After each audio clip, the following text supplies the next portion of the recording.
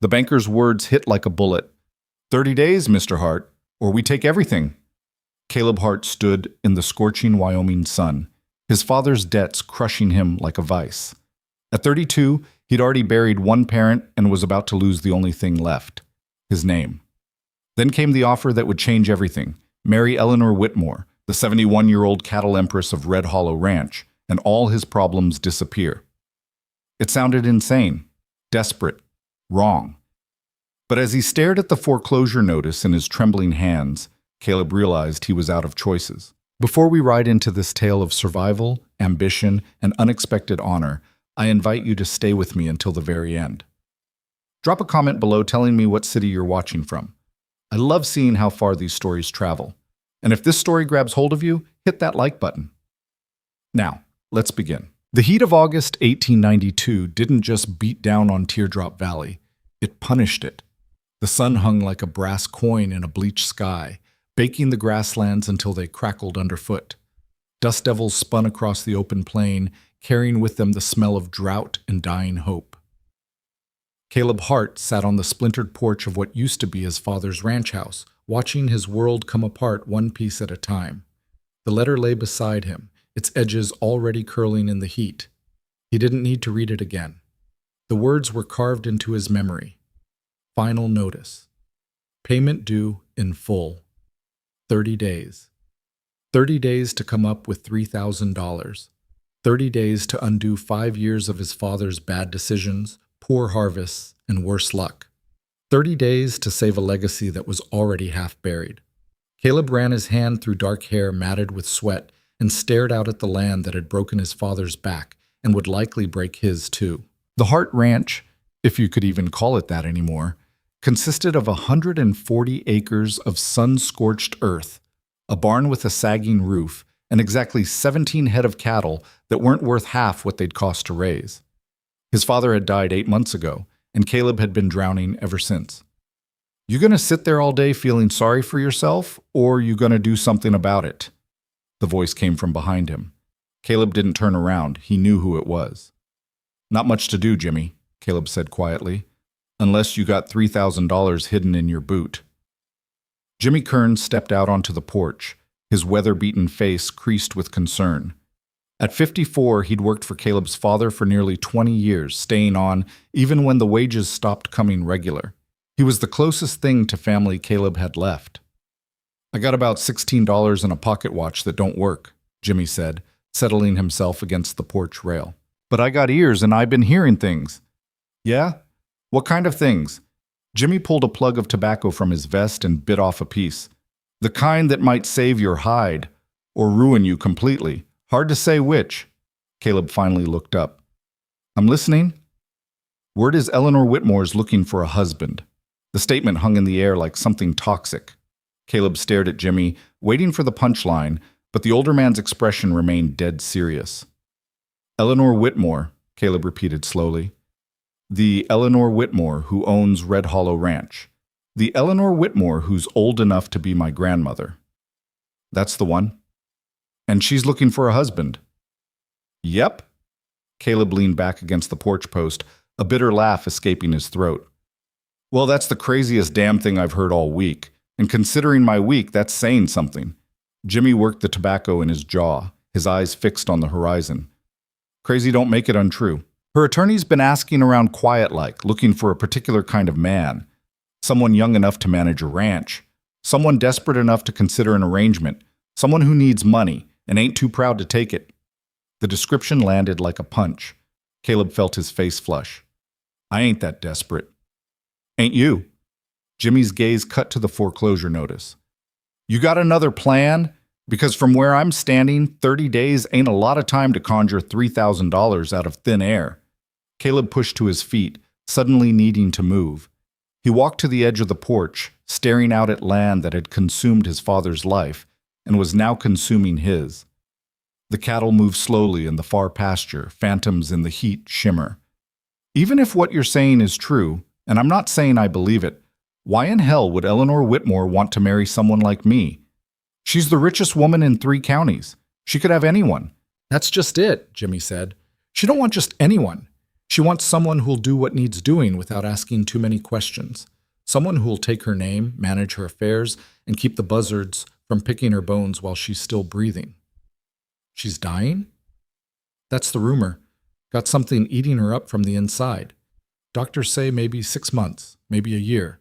Either way, she ain't got time to court some gentleman who'll spend the next decade trying to get his hands on her money through proper channels. She needs someone now, someone who'll sign papers, make it legal, and hold the fort. Caleb turned to face Jimmy fully. And in return? In return, your debts disappear. All of them. This place stays yours, and when she passes, and she will pass, you get Red Hollow. The words seemed impossible. Red Hollow Ranch was legendary in these parts. 70,000 acres of prime grazing land, 3,000 head of cattle, timber rights, water rights, and mineral claims that stretched into 2 territories. Eleanor Whitmore wasn't just rich, she was an empire unto herself. There's got to be a catch, Caleb said. Nobody gives away that kind of wealth to a stranger. Who said you'd be a stranger? You'd be her husband, legal and binding. Her attorneys made it clear this ain't some handshake deal. You marry her proper, take the Whitmore name if she asks, and you do right by her while she's alive. You honor the arrangement, she honors you with her legacy. Caleb felt something twist in his gut. It felt too much like surrender. Too much like giving up on doing things the honest way. His father had made a lot of mistakes, but he'd always stood on his own 2 feet. He'd never begged, never sold himself. But his father was dead, and Caleb was 30 days from losing everything. How do you know all this? Caleb asked quietly. Jimmy spat tobacco juice over the rail.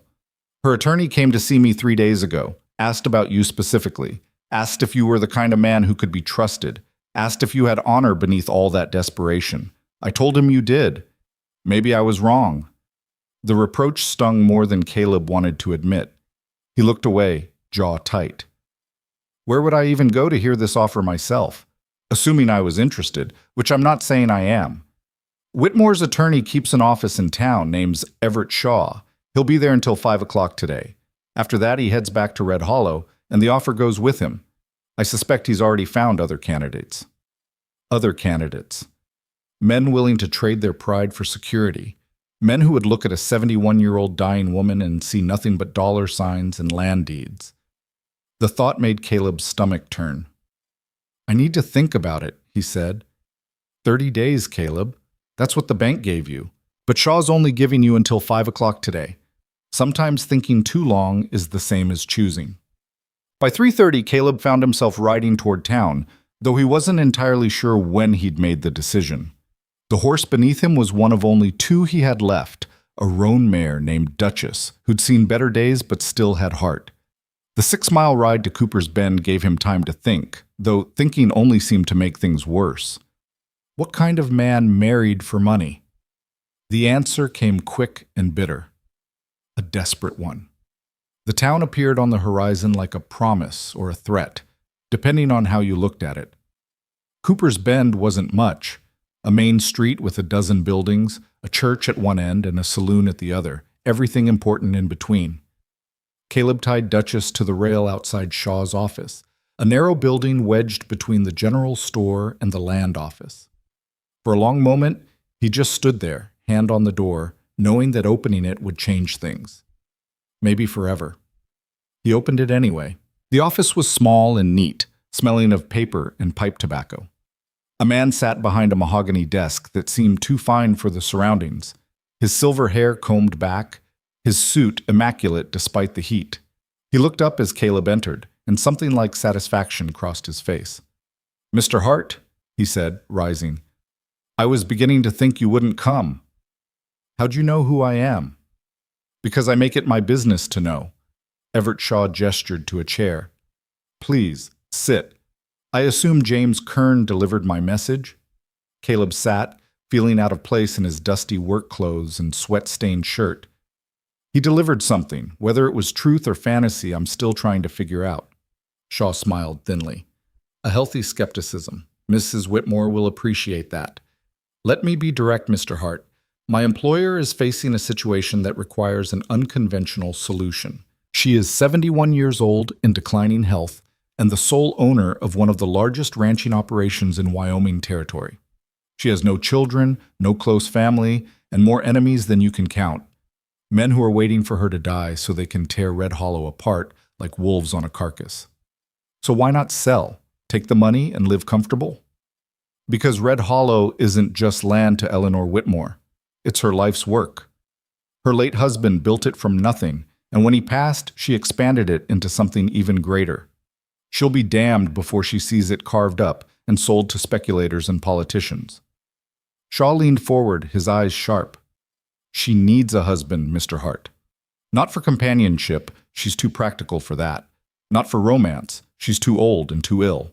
She needs someone who can step into her world, learn quickly, and hold the line against those who would take advantage of her condition. In return, you receive financial security, the clearing of your debts, and ultimately, inheritance of the entire estate upon her death. Caleb felt his heart hammering. And what does she get? Time. Protection. Someone she can trust to carry her legacy forward. Mrs. Whitmore is a woman of exceptional intelligence and judgment. She doesn't make this offer lightly, but she knows the clock is ticking and she needs to act. Why me? She doesn't even know me. She knows enough. She knows you're young but not reckless. She knows you've worked hard to save your father's ranch despite impossible odds. She knows you haven't run from your debts or your responsibilities. She knows you're educated enough to read contracts and stubborn enough to see things through. Most importantly, she knows you're desperate enough to consider this offer seriously. The bluntness of it stung, but Caleb couldn't deny the truth. Shaw opened a drawer and withdrew a document, sliding it across the desk. This is the marriage contract. Read it carefully. Everything is spelled out in clear terms. You marry Mrs. Whitmore in a legal ceremony. You take up residence at Red Hollow and begin learning the operation of the ranch. You provide your name, your loyalty, and your best efforts to protect her interests. In return, all your debts are paid immediately. I have a bank draft already prepared. You receive a living stipend and full authority to act on her behalf in ranch business. Upon her death, the entire estate transfers to you, provided you've honored the terms. Caleb picked up the contract with shaking hands. The legal language was dense, but Shaw was right. It was clear. Every term, every obligation, every benefit laid out in black ink. How long does she have? Caleb asked quietly. The doctors estimate 6 to 8 months, perhaps longer if fortune smiles, perhaps shorter if it doesn't. 6 months, half a year of pretending to be something he wasn't, and then what? He'd be one of the richest men in the territory. He'd have everything his father had dreamed of and more, but he'd have bought it with a lie. I need to meet her, Caleb said suddenly. Before I sign anything, I need to look her in the eye. Shaw studied him for a long moment, then nodded. A reasonable request. Mrs. Whitmore will receive you tomorrow at Red Hollow, 10 o'clock. Don't be late. That evening, Caleb sat on his porch again as the sun went down, painting the sky in shades of orange and blood red. Jimmy sat beside him, neither man speaking for a long while. You going? Jimmy finally asked. Yeah, Caleb said. I'm going. And if you don't like what you see? Caleb looked at the foreclosure notice, now weighted down with a stone to keep the wind from taking it. Then I guess I'll be homeless in 30 days instead of rich in 6 months, Jimmy grunted. That woman's got a reputation, you know, sharp as a steel trap and twice as dangerous. She didn't build Red Hollow by being sweet and gentle. You best go in there with your eyes open. My eyes are open, Caleb said. Maybe too open. That's the problem. That night, Caleb barely slept. He lay in his father's old bed, his bed now, staring at the ceiling and wrestling with ghosts. What would his father think of this choice? Would he see it as survival or surrender? Would he understand that sometimes a man had to make impossible choices just to see another sunrise? Or would he be ashamed? The question haunted Caleb until dawn crept through the window, turning the darkness to gray. He rose, washed in cold water from the pump, and dressed in his only good shirt and pants. They were 5 years old and slightly too tight now, but they were clean and relatively unwrinkled. At 8 o'clock, he saddled Duchess and began the 20-mile ride to Red Hollow. The ranch revealed itself slowly as he rode north into higher country. The land began to change, less dust, more grass, actual trees clustered near creek beds. He passed fences in good repair, cattle that looked healthy and well-fed, line shacks that were maintained rather than abandoned. This was working land, productive land, the kind of operation that took decades and serious capital to build. The main house appeared around a bend in the road, and Caleb felt his breath catch. It wasn't a mansion. Eleanor Whitmore clearly wasn't interested in showing off, but it was substantial. 2 stories of white-painted wood and stone, with a wide porch wrapping around 3 sides and windows that caught the morning sun. Barns and outbuildings spread out behind it, all of them in excellent condition. Horses moved in a near pasture, and Caleb could see ranch hands working in the distance. This was Red Hollow. This was what he was being offered. His hands tightened on the reins. A man waited on the porch. Not Everett Shaw, but someone older, weathered, with the look of someone who'd been born to ranch work. He watched Caleb approach with neutral eyes. "Mr. Hart?" the man called as Caleb dismounted. "That's right. Name's Tom Breslin. I'm foreman here at Red Hollow. Mrs. Whitmore's expecting you. I'll take your horse." Caleb hesitated, then handed over Duchess's reins. Breslin gave the mare an appraising look. "She's got good lines," he said. "Needs better feeding, but good bones." It felt like a judgment on Caleb himself, but he let it pass. He climbed the porch steps, his boots sounding too loud on the painted wood. The front door opened before he could knock. Everett Shaw stood in the doorway, looking exactly as composed as he had the previous day. "Punctual," Shaw said with approval. "Come in, Mr. Hart. Mrs. Whitmore is in the study." The interior of the house was cooler, shadowed, and surprisingly modest. The furniture was fine but not ostentatious.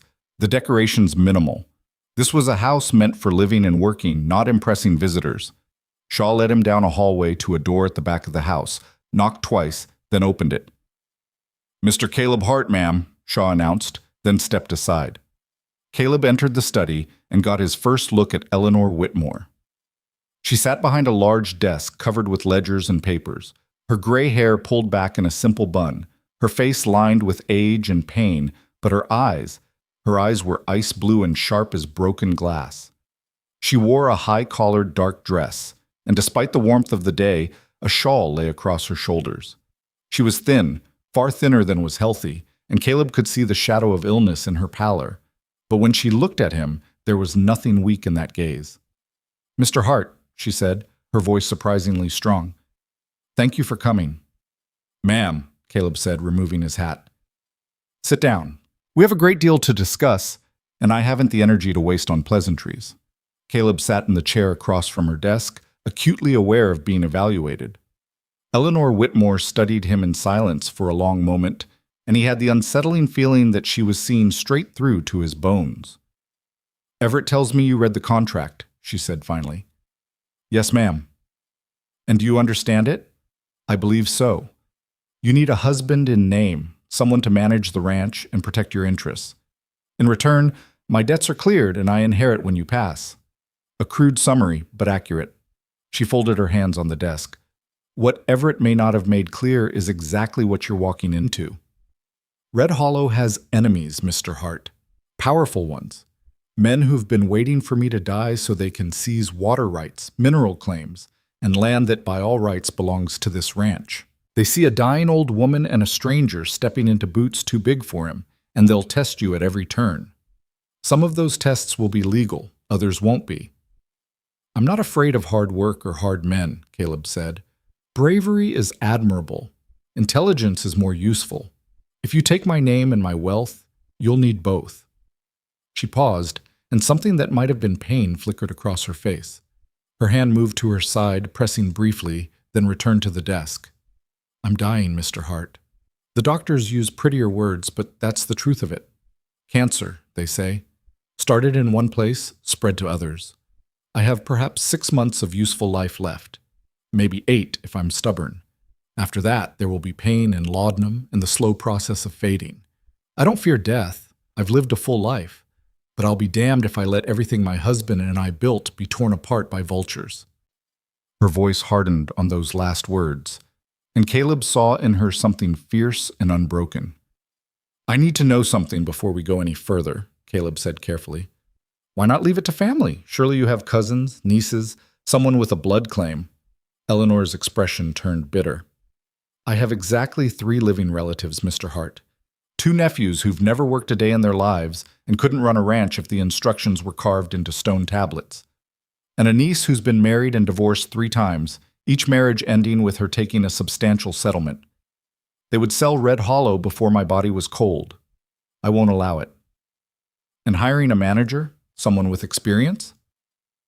I've considered it, but managers can be bought, intimidated, or driven off. A husband, a legal husband with ownership rights, that's different. That's a man with skin in the game. That's someone who has to protect Red Hollow because it becomes his. She leaned forward slightly, her eyes locked on his. I'm offering you a fortune, Mr. Hart, but I'm also offering you a burden. The question is whether you're strong enough to carry both. Caleb met her gaze and didn't look away. I won't lie to you, Mrs. Whitmore. I'm here because I'm desperate. My father left me with debts I can't pay and land I can't save. In 30 days, I lose everything. So yes, I need what you're offering, but I'm not a fortune hunter, and I'm not a coward. If we do this, if we go through with this arrangement, I'll hold up my end. I'll learn this business, I'll protect what's yours, and I'll make damn sure Red Hollow survives you. Silence filled the study. Eleanor Whitmore's expression remained unreadable, but something in her eyes might have been approval. You have spirit, she said finally, and honesty. Both are rare enough to be valuable. Very well, Mr. Hart. I'm prepared to move forward if you are. The ceremony can be arranged for 3 days from now. We'll keep it simple. A judge, the necessary witnesses, nothing more. Afterward, you move into Red Hollow immediately and begin learning the operation.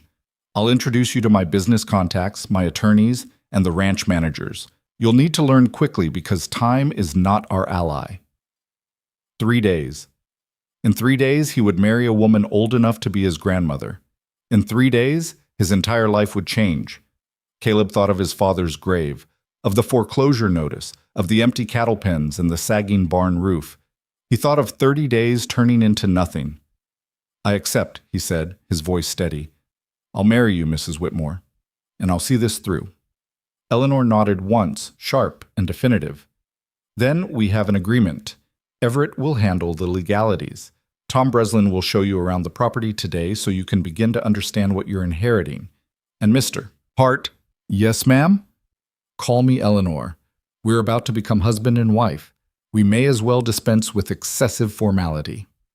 The rest of that day passed in a blur of information that Caleb's mind struggled to process. Tom Breslin proved to be a patient teacher, walking Caleb through the sprawling operation that was Red Hollow Ranch. They rode through pastures where cattle grazed in organized herds. They inspected barns filled with equipment that would have cost more than Caleb's entire ranch twice over.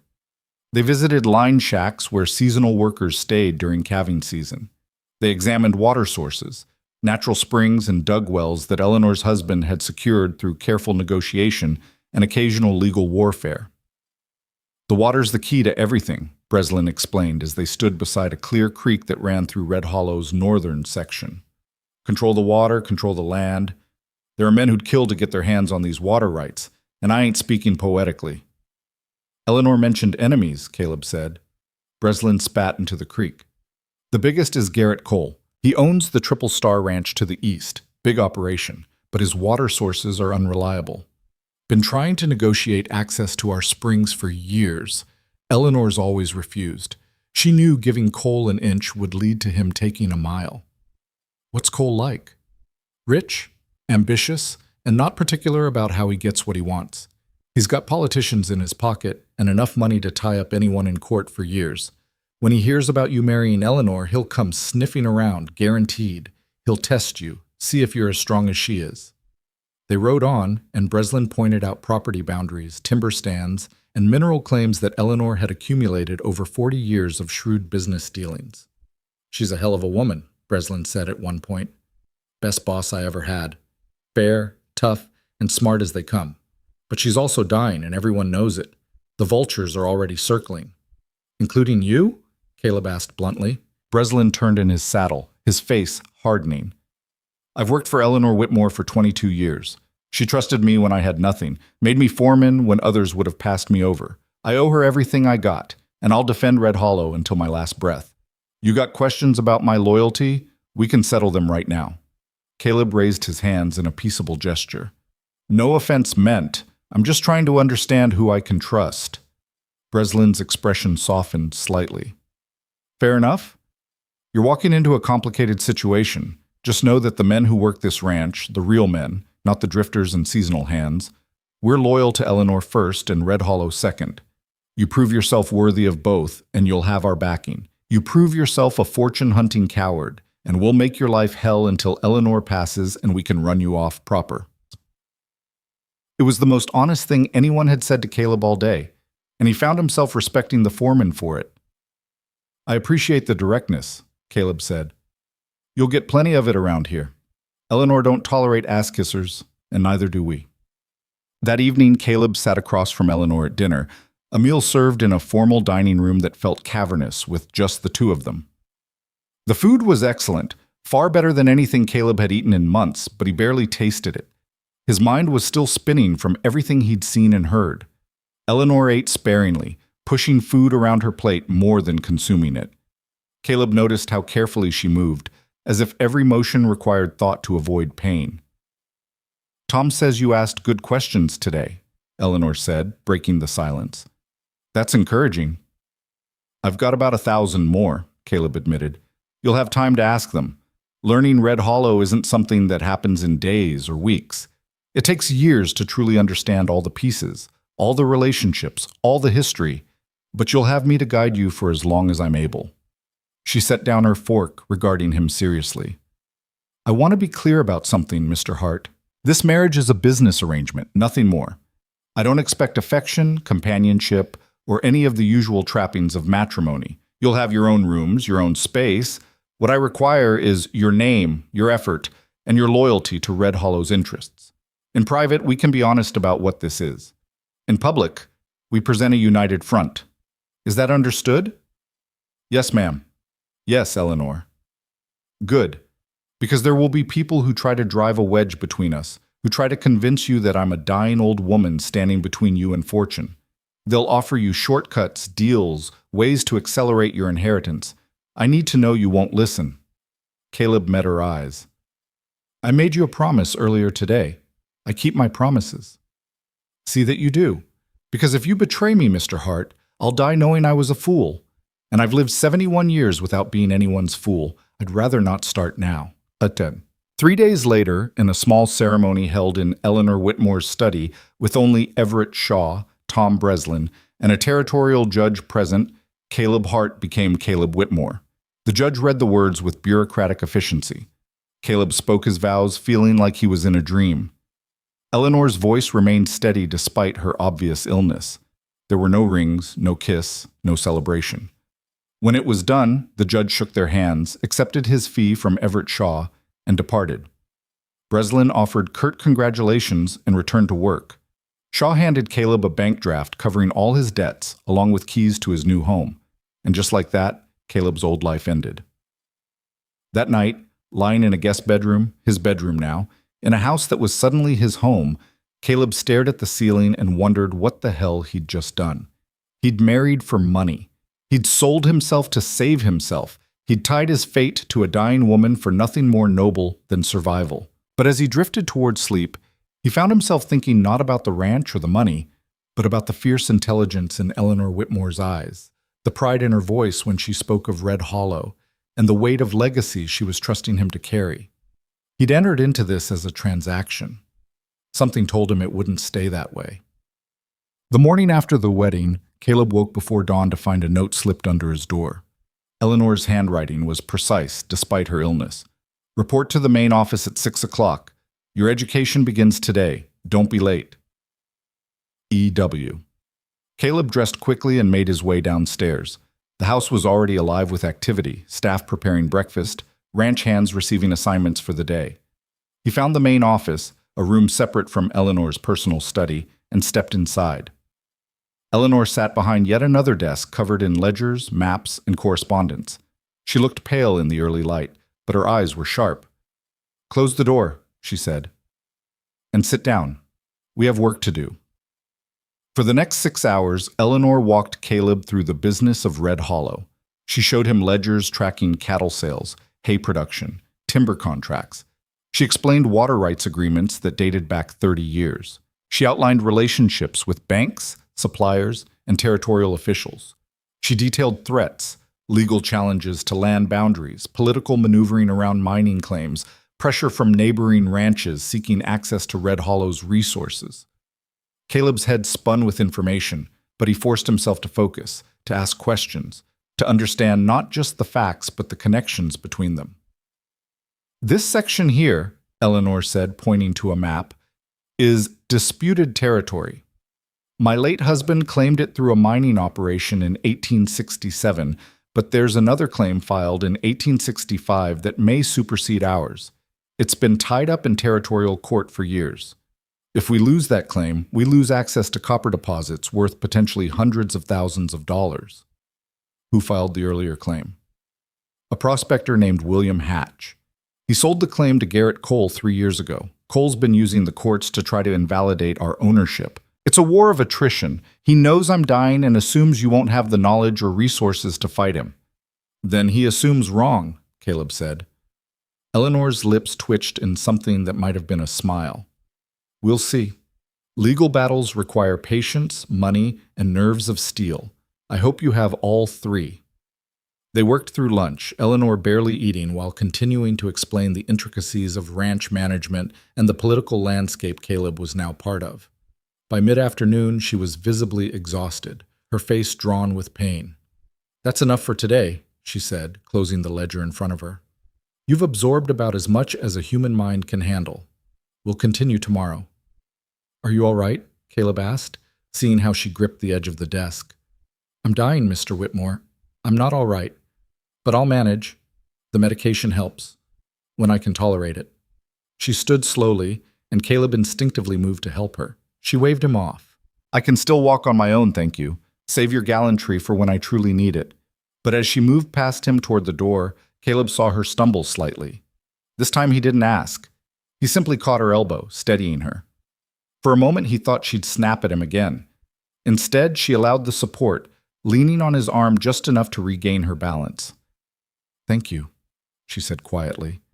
It was the first crack in her armor he'd seen, and it made her suddenly, painfully human. Beats. The days that followed established a pattern. Mornings were spent in the office with Eleanor, learning the business. Afternoons, Caleb rode out with Tom Breslin or other ranch hands, learning the land itself, where the best grazing was, where water sources ran year-round, where boundaries needed defending. Evenings, he studied contracts and correspondence late into the night, trying to memorize names, numbers, and relationships that would matter in the months to come. It was exhausting, overwhelming, and nothing like the simple ranch work he'd known all his life. On the 5th day after the wedding, Caleb's education took a different turn. We have visitors coming this afternoon, Eleanor announced that morning. 3 men representing various business interests. They're ostensibly here to pay their respects to my new husband. In reality, they're here to size you up and see if you're worth taking seriously. What should I say to them? As little as possible. Let them talk. Watch, listen, and learn. These are men used to manipulating conversations to their advantage. Don't give them ammunition. The visitors arrived at 2 o'clock, 3 well-dressed men in fine suits that looked absurd in ranch country. Eleanor received them in the formal parlor, and Caleb stood beside her chair as she made introductions. Gentlemen, my husband, Caleb Whitmore. The first man, a portly banker named Harrison Mills, shook Caleb's hand with a smile that didn't reach his eyes. A pleasure, Mr. Whitmore. I must say, your marriage came as quite a surprise to many of us. Fortune favors the bold, Caleb replied neutrally. The second man, a rail-thin attorney named Victor Ashford, studied Caleb like a specimen under glass. Indeed, I'm sure you're aware that Mrs. Whitmore's various business interests require careful management. Perhaps you'd be interested in discussing proper legal oversight to ensure everything remains appropriate. My wife has excellent legal representation already, Caleb said, feeling Eleanor's approval in her stillness beside him. The third man said nothing, simply watching with eyes that were colder than the others. His name was Marcus Webb, and according to Eleanor's briefing, he represented mining interests that had been pressuring her for years to sell mineral rights. The conversation that followed was full of veiled suggestions and carefully worded offers. Mills mentioned that perhaps Red Hollow's debt structure could be optimized. Ashford suggested that modern ranch management required outside consultation. Webb simply stated that his investors remained very interested in discussing mineral access. Throughout it all, Caleb said little, deflecting questions back to Eleanor and offering no commitments, no openings, no weakness. When the men finally left, Eleanor remained silent until their carriage was out of sight. "You did well," she said finally. "Better than I expected. They were testing you, looking for any sign that you're malleable or stupid. You gave them neither. What happens now?" Now they report back to whoever sent them. Garrett Cole, most likely, along with various investors and politicians who want pieces of Red Hollow. They'll be disappointed that you're not the easy mark they hoped for. That will make them more aggressive. "I can handle aggressive." Eleanor turned to look at him, and in her eyes, Caleb saw something he hadn't seen before. Hope. "I'm beginning to think you actually can," she said. 2 weeks into the marriage, Caleb received his first direct challenge. It came in the form of a letter delivered by a territorial marshal. The envelope bore an official seal, and inside was a legal summons. Garrett Cole was filing suit against Red Hollow Ranch, claiming that Eleanor's recent marriage constituted a transfer of property requiring territorial approval and potentially invalidating certain land claims. Caleb found Eleanor in her study, handed her the summons wordlessly. She read it, her face darkening. "Bastard. He's not even trying to be subtle about it. He's attempting to invalidate our marriage through legal technicality." "Can he do that?" "Not successfully. Our marriage is entirely legal, and property transfers between spouses don't require territorial approval. But he can drag this through courts for months, generating legal fees and uncertainty. He's counting on me dying before it's resolved, leaving you to fight it alone without my knowledge and experience." "Then we fight it now," Caleb said, "while you're still here to guide me." Eleanor looked up at him, and something shifted in her expression. "You're not afraid of this, are you?" "I'm terrified," Caleb admitted. "I've never been in a courtroom in my life. I don't know the first thing about territorial law or legal procedure. But I made you a promise, Eleanor. I promised to protect Red Hollow. This is part of that." Eleanor set the summons aside and opened a drawer, withdrawing a thick folder. "Then your education continues. These are all the legal documents related to land ownership, mineral rights, and water access. You'll need to know them inside and out. Everett Shaw will represent us in court, but you need to understand what you're defending and why it matters." They worked late into the night, Eleanor explaining precedents and legal strategies while Caleb absorbed information until his head ached. At some point, coffee appeared, brought by a housekeeper who seemed to materialize silently. At another point, Eleanor's medication was delivered, and Caleb watched her swallow pills with water, her hand shaking slightly. Near midnight, she finally closed the last folder. "Enough," she said. "You need rest, and so do I. Court isn't for another 3 weeks. We'll prepare every day until then." Caleb stood to leave, then hesitated. "Eleanor, can I ask you something personal?" She raised an eyebrow. "You can ask. I may not answer." "Why Red Hollow? What makes it worth all this fighting, all this effort? It's land. In the end, it's just land." For a long moment, Eleanor didn't respond. Then she stood slowly and moved to the window, looking out at darkness that hid thousands of acres of rangeland. "My husband and I came here with nothing," she said quietly. "We built Red Hollow acre by acre, year by year. We fought drought, disease, rival ranchers, and our own doubts. We lost children, 3 pregnancies that ended badly. This land consumed our youth, our health, our dreams of having a family. And yet it gave us purpose. It gave us something that mattered beyond ourselves." She turned to face him, and in the lamplight, Caleb could see the weight of decades in her face. "Red Hollow isn't just land, Mr. Whitmore. It's proof that we existed. It's proof that we mattered. When I'm gone, this ranch will go on. The cattle will still graze these pastures. The water will still flow through these creeks. And somewhere in all of that, my husband and I will still exist. That's worth fighting for." Caleb felt something catch in his throat. He'd entered this arrangement for survival, for money, for escape from debt. But Eleanor had given her entire life to Red Hollow, not for wealth, but for legacy. "I'll fight for it," he said. "I promise you, Eleanor. I'll fight for it. See that you do, because very soon it'll be all you have left of me." The weeks continued to pass in a blur of learning, preparation, and growing understanding.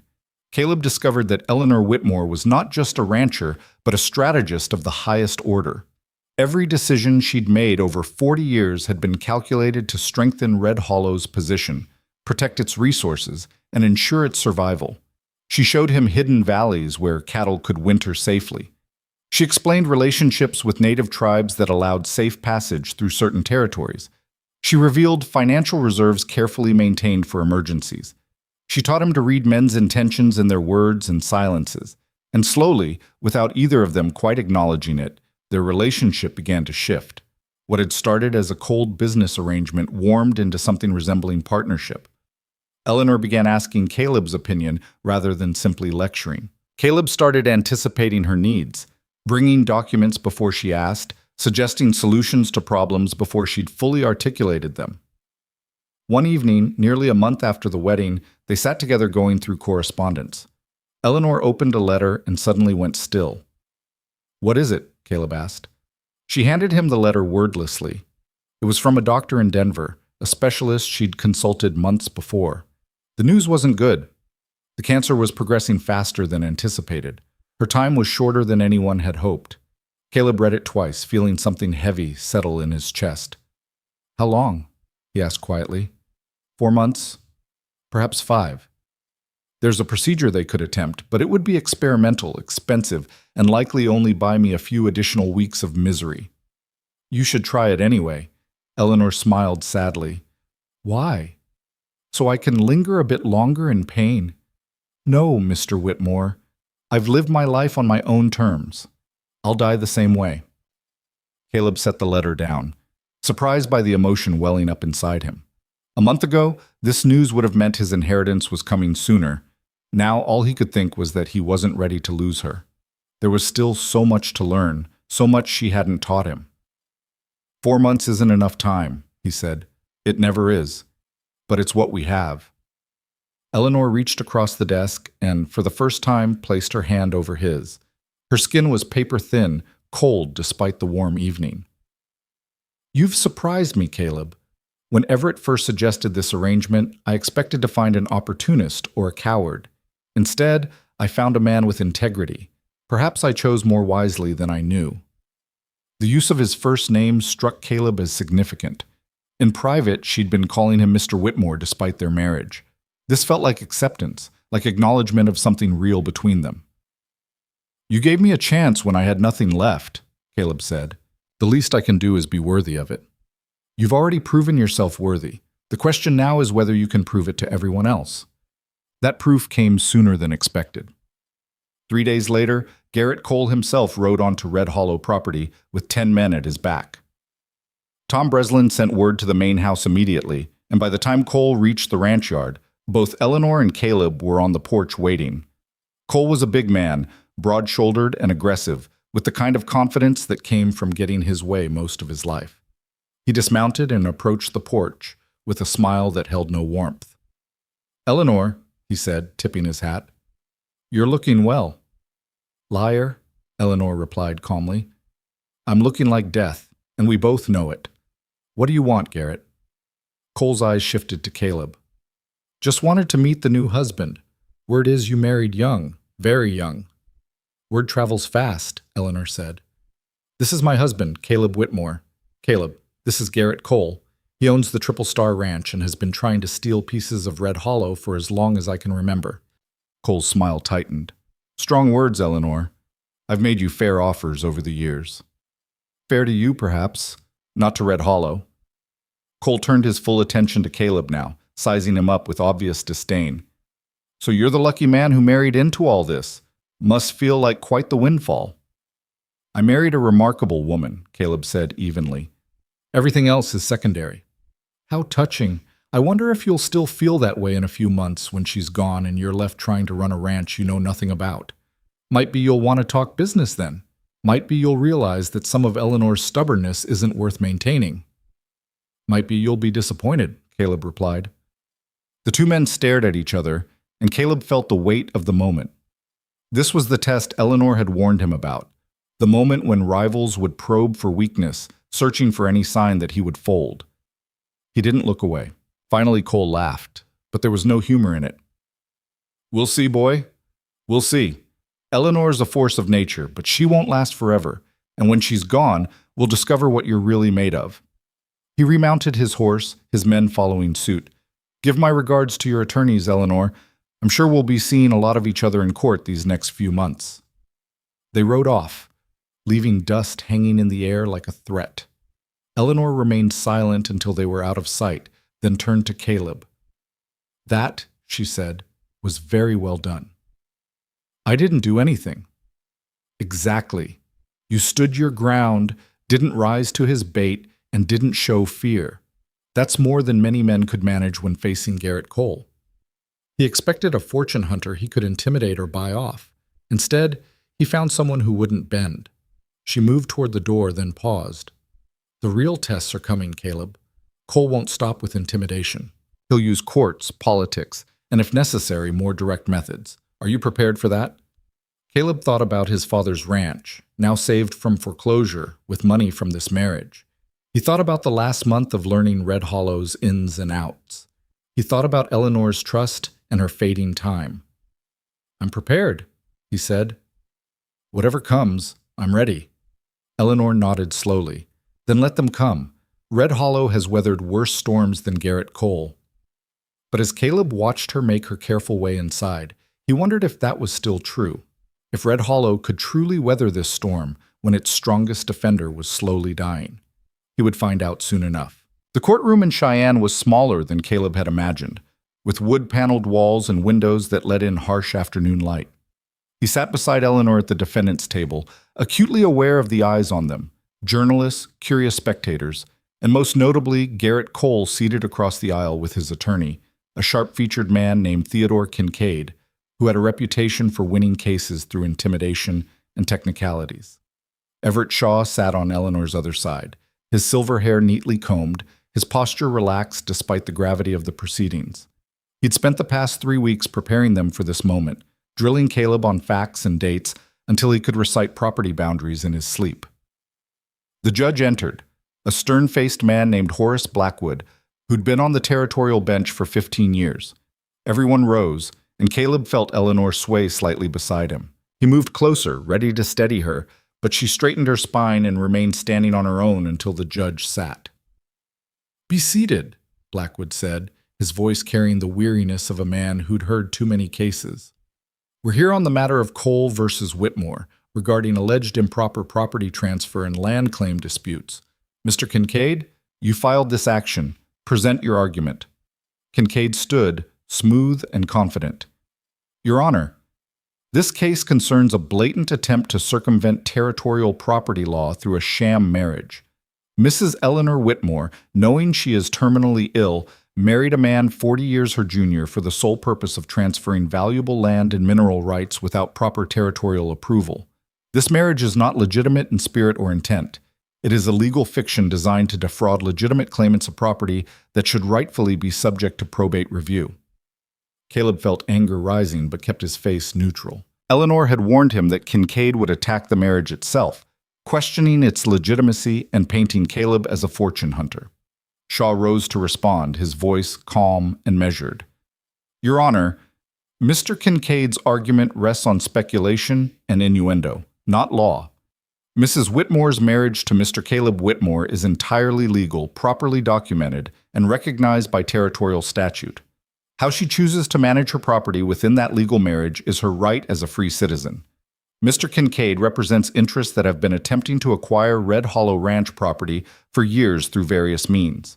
This lawsuit is simply another such attempt, dressed up in legal language." Blackwood held up a hand. "I'll hear evidence before I hear more arguments. Mr. Kincaid, call your first witness." What followed was 3 hours of testimony designed to paint Eleanor as a dying woman being manipulated and Caleb as an opportunist. Cole himself took the stand, speaking in measured tones about his concern for his neighbor's welfare and his suspicion that Eleanor wasn't of sound mind when she married. "I've known Eleanor Whitmore for 20 years, Cole said, his voice dripping false sympathy. "She's always been sharp as a tack, but in recent months I've noticed changes. Forgetfulness, poor judgment. It concerns me that someone might be taking advantage of her vulnerable condition." Shaw cross-examined aggressively.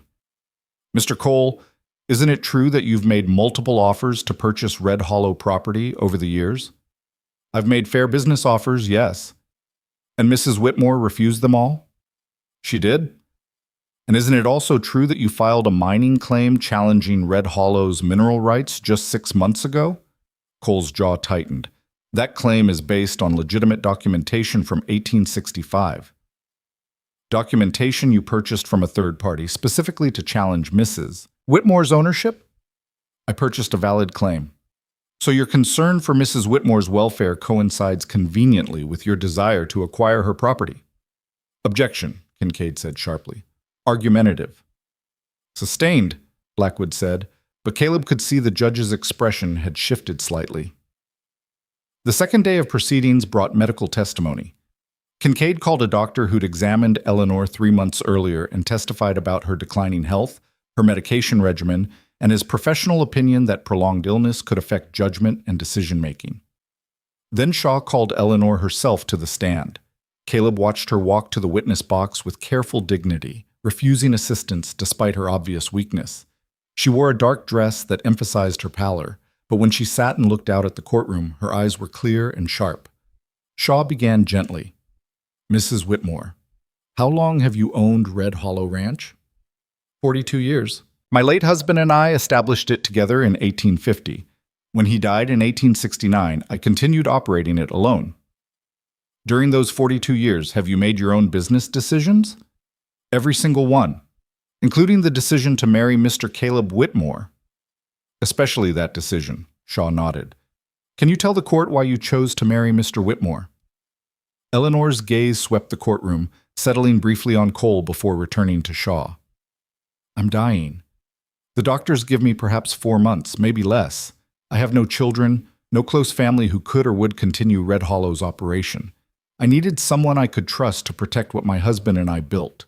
Someone with integrity and capability, someone who would see Red Hollow as more than just assets to be liquidated." "And you believe Mr. Whitmore is that person?" "I know he is. In the weeks since our marriage, he's proven himself repeatedly. He's learned the business with intelligence and dedication. He stood up to pressure from rivals who assumed he'd be easy to manipulate. He's honored every commitment he made to me." "Thank you, Mrs. Whitmore." Shaw returned to his seat. Kincaid approached the witness box like a predator. "Mrs. Whitmore, you mentioned you're dying. How much laudanum are you taking daily?" "Objection," Shaw said. "Relevance?" "Your Honor, I'm establishing the witness's mental capacity," Kincaid replied. Blackwood considered. "I'll allow it, but tread carefully, Mr. Kincaid." Eleanor answered before Kincaid could repeat the question. "I take medication for pain when necessary. It doesn't affect my judgment." "But laudanum is an opiate, is it not? Known to cause confusion, hallucinations, impaired decision-making?" "In large doses, perhaps. I take only what's needed to function." Kincaid pulled out a document. "I have a statement from your housekeeper indicating you've increased your dosage significantly in recent months." "My pain has increased. My mind remains clear." "Does it? Isn't it true that you sometimes forget conversations, misplace documents, lose track of time?" Eleanor's hands gripped the witness box rail. "I'm 71 years old and dying of cancer. Yes, I have difficult days. But when I married Caleb Whitmore, I was entirely clear-headed about what I was doing and why. A marriage to a man 40 years younger, a complete stranger, who will inherit one of the largest ranches in Wyoming territory upon your convenient death." "Objection." Shaw was on his feet. "Counsel is testifying, not questioning." "Sustained. Mr. Kincaid, ask questions or sit down." Kincaid changed tactics. "Mrs. Whitmore, how long did you know Mr. Whitmore before marrying him?" "I met him the day before the ceremony." A murmur ran through the courtroom. Kincaid smiled. "One day. You knew him for one day before legally binding yourself to him and making him heir to millions of dollars in property. I knew enough. How? What possibly could you learn in one day about a stranger's character? Eleanor's voice hardened. I learned he was desperate but honest, drowning in debt but refusing to run from it. I learned he'd worked himself nearly to death trying to save his father's failing ranch rather than abandon his obligations. I learned he was smart enough to see opportunity but hesitant enough to question it. Those qualities told me more than a year of casual acquaintance might reveal. Or perhaps your judgment was clouded by illness and medication, and you made a reckless decision that's now being exploited by a fortune hunter. Eleanor leaned forward, her eyes blazing despite her frailty. Mr. Kincaid, I've negotiated cattle contracts, water rights, and land deals for over 40 years. I've stared down rustlers, drought, and men twice your size who thought they could intimidate me. My body may be failing, but my mind is sound. I married Caleb Whitmore because it was the right decision for Red Hollow's future. If you or your client don't like it, that's your problem, not mine. The courtroom fell silent. Even Kincaid seemed momentarily at a loss. No further questions, he finally said. As Eleanor returned to her seat, Caleb saw how much the testimony had cost her.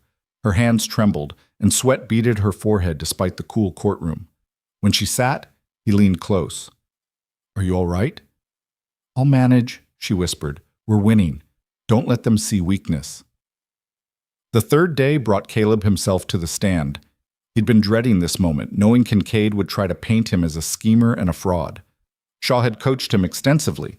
Answer only what's asked, don't volunteer information, stay calm no matter what. Shaw began with establishing basics: Caleb's background, his father's ranch, the debts he'd inherited. Mr. Whitmore, when you first heard about Mrs. Whitmore's offer, what was your reaction? I thought it was insane, Caleb said honestly. I nearly didn't go to the attorney's office at all. Why did you go? Because I was desperate. The bank was going to take everything in 30 days, and I had no way to stop them. The offer sounded wrong, but it also sounded like survival. And now, 5 weeks later, how do you feel about the decision? Caleb looked at Eleanor, then back at Shaw. I feel like I was given a chance to be part of something bigger than myself. Red Hollow isn't just land and cattle, it's legacy. Eleanor trusted me with that legacy. I intend to honor that trust. Kincaid's cross-examination was brutal. Mr. Whitmore, you inherited debts of $3,000 from your father, correct? Yes. And those debts were paid immediately upon your marriage to Mrs. Whitmore? Yes. Convenient timing. It was the agreement. An agreement that made you debt-free and positioned you to inherit millions. Some might call that the deal of a lifetime. Caleb kept his voice level. Some might. I call it a responsibility I'm trying to live up to. How noble. Tell me, Mr. Whitmore, did you love your father? The question caught Caleb off guard. Yes, very much. And his death troubled you. Of course it did. So much that you were willing to marry a dying woman old enough to be your grandmother to escape the debts he left you. Caleb felt anger flare but forced it down. I married Eleanor Whitmore because she offered me an opportunity, and I believed I could honor the obligations that came with it. You married her for money, Kincaid pressed. A dying woman's money. Admit it.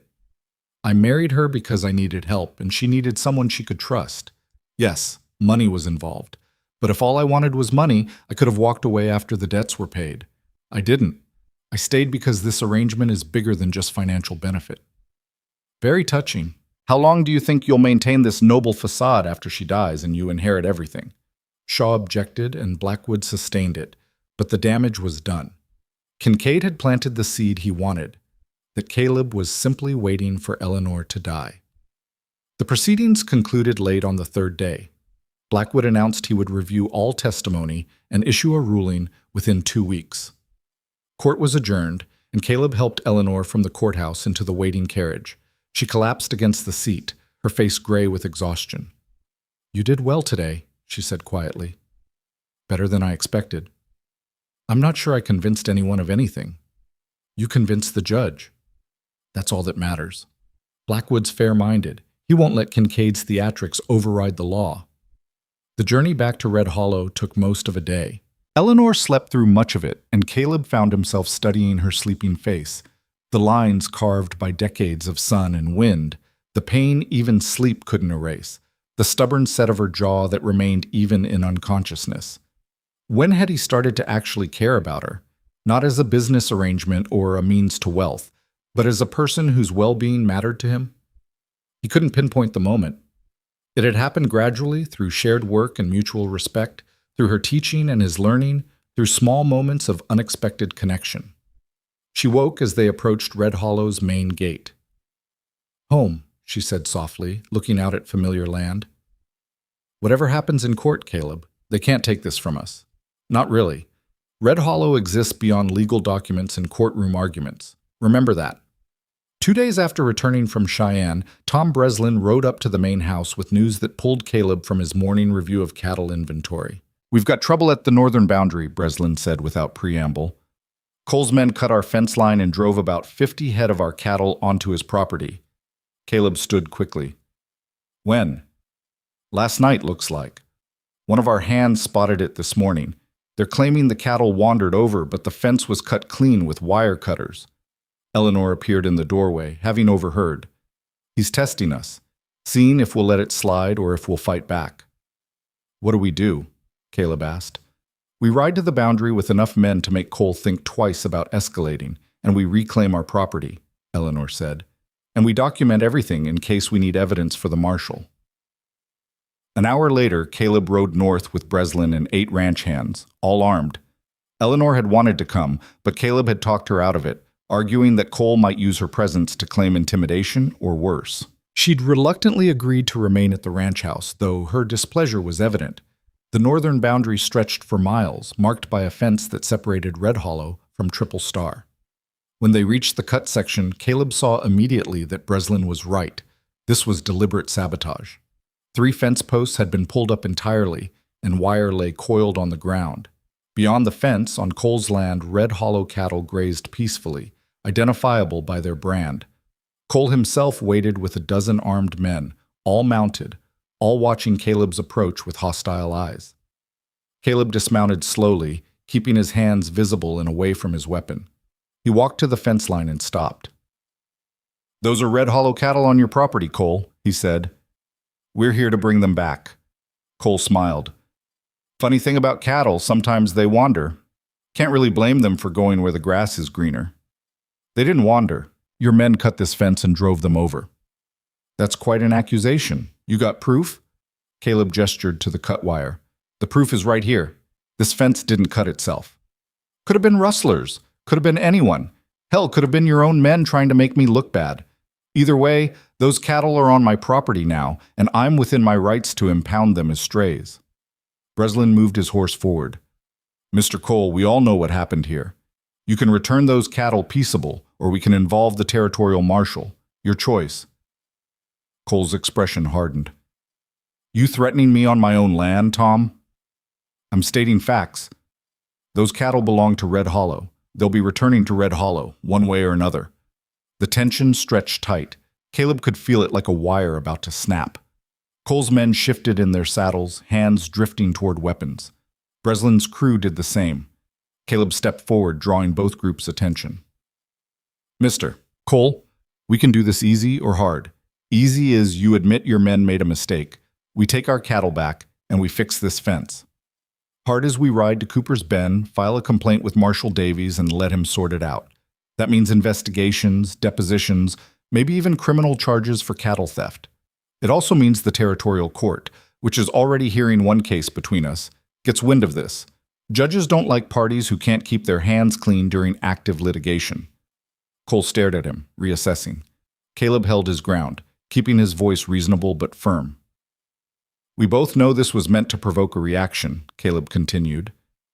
"Maybe you wanted us to start something so you could claim we're aggressors. Maybe you just wanted to see if we'd roll over. Either way, it's not worth what it'll cost if this escalates. Send your men to help round up our cattle. We all go home, and nobody needs to bleed today." For a long moment, Cole said nothing. Then unexpectedly he laughed. "You got nerve, I'll give you that. Eleanor train you to talk like that?" "Eleanor taught me to be smart before being brave."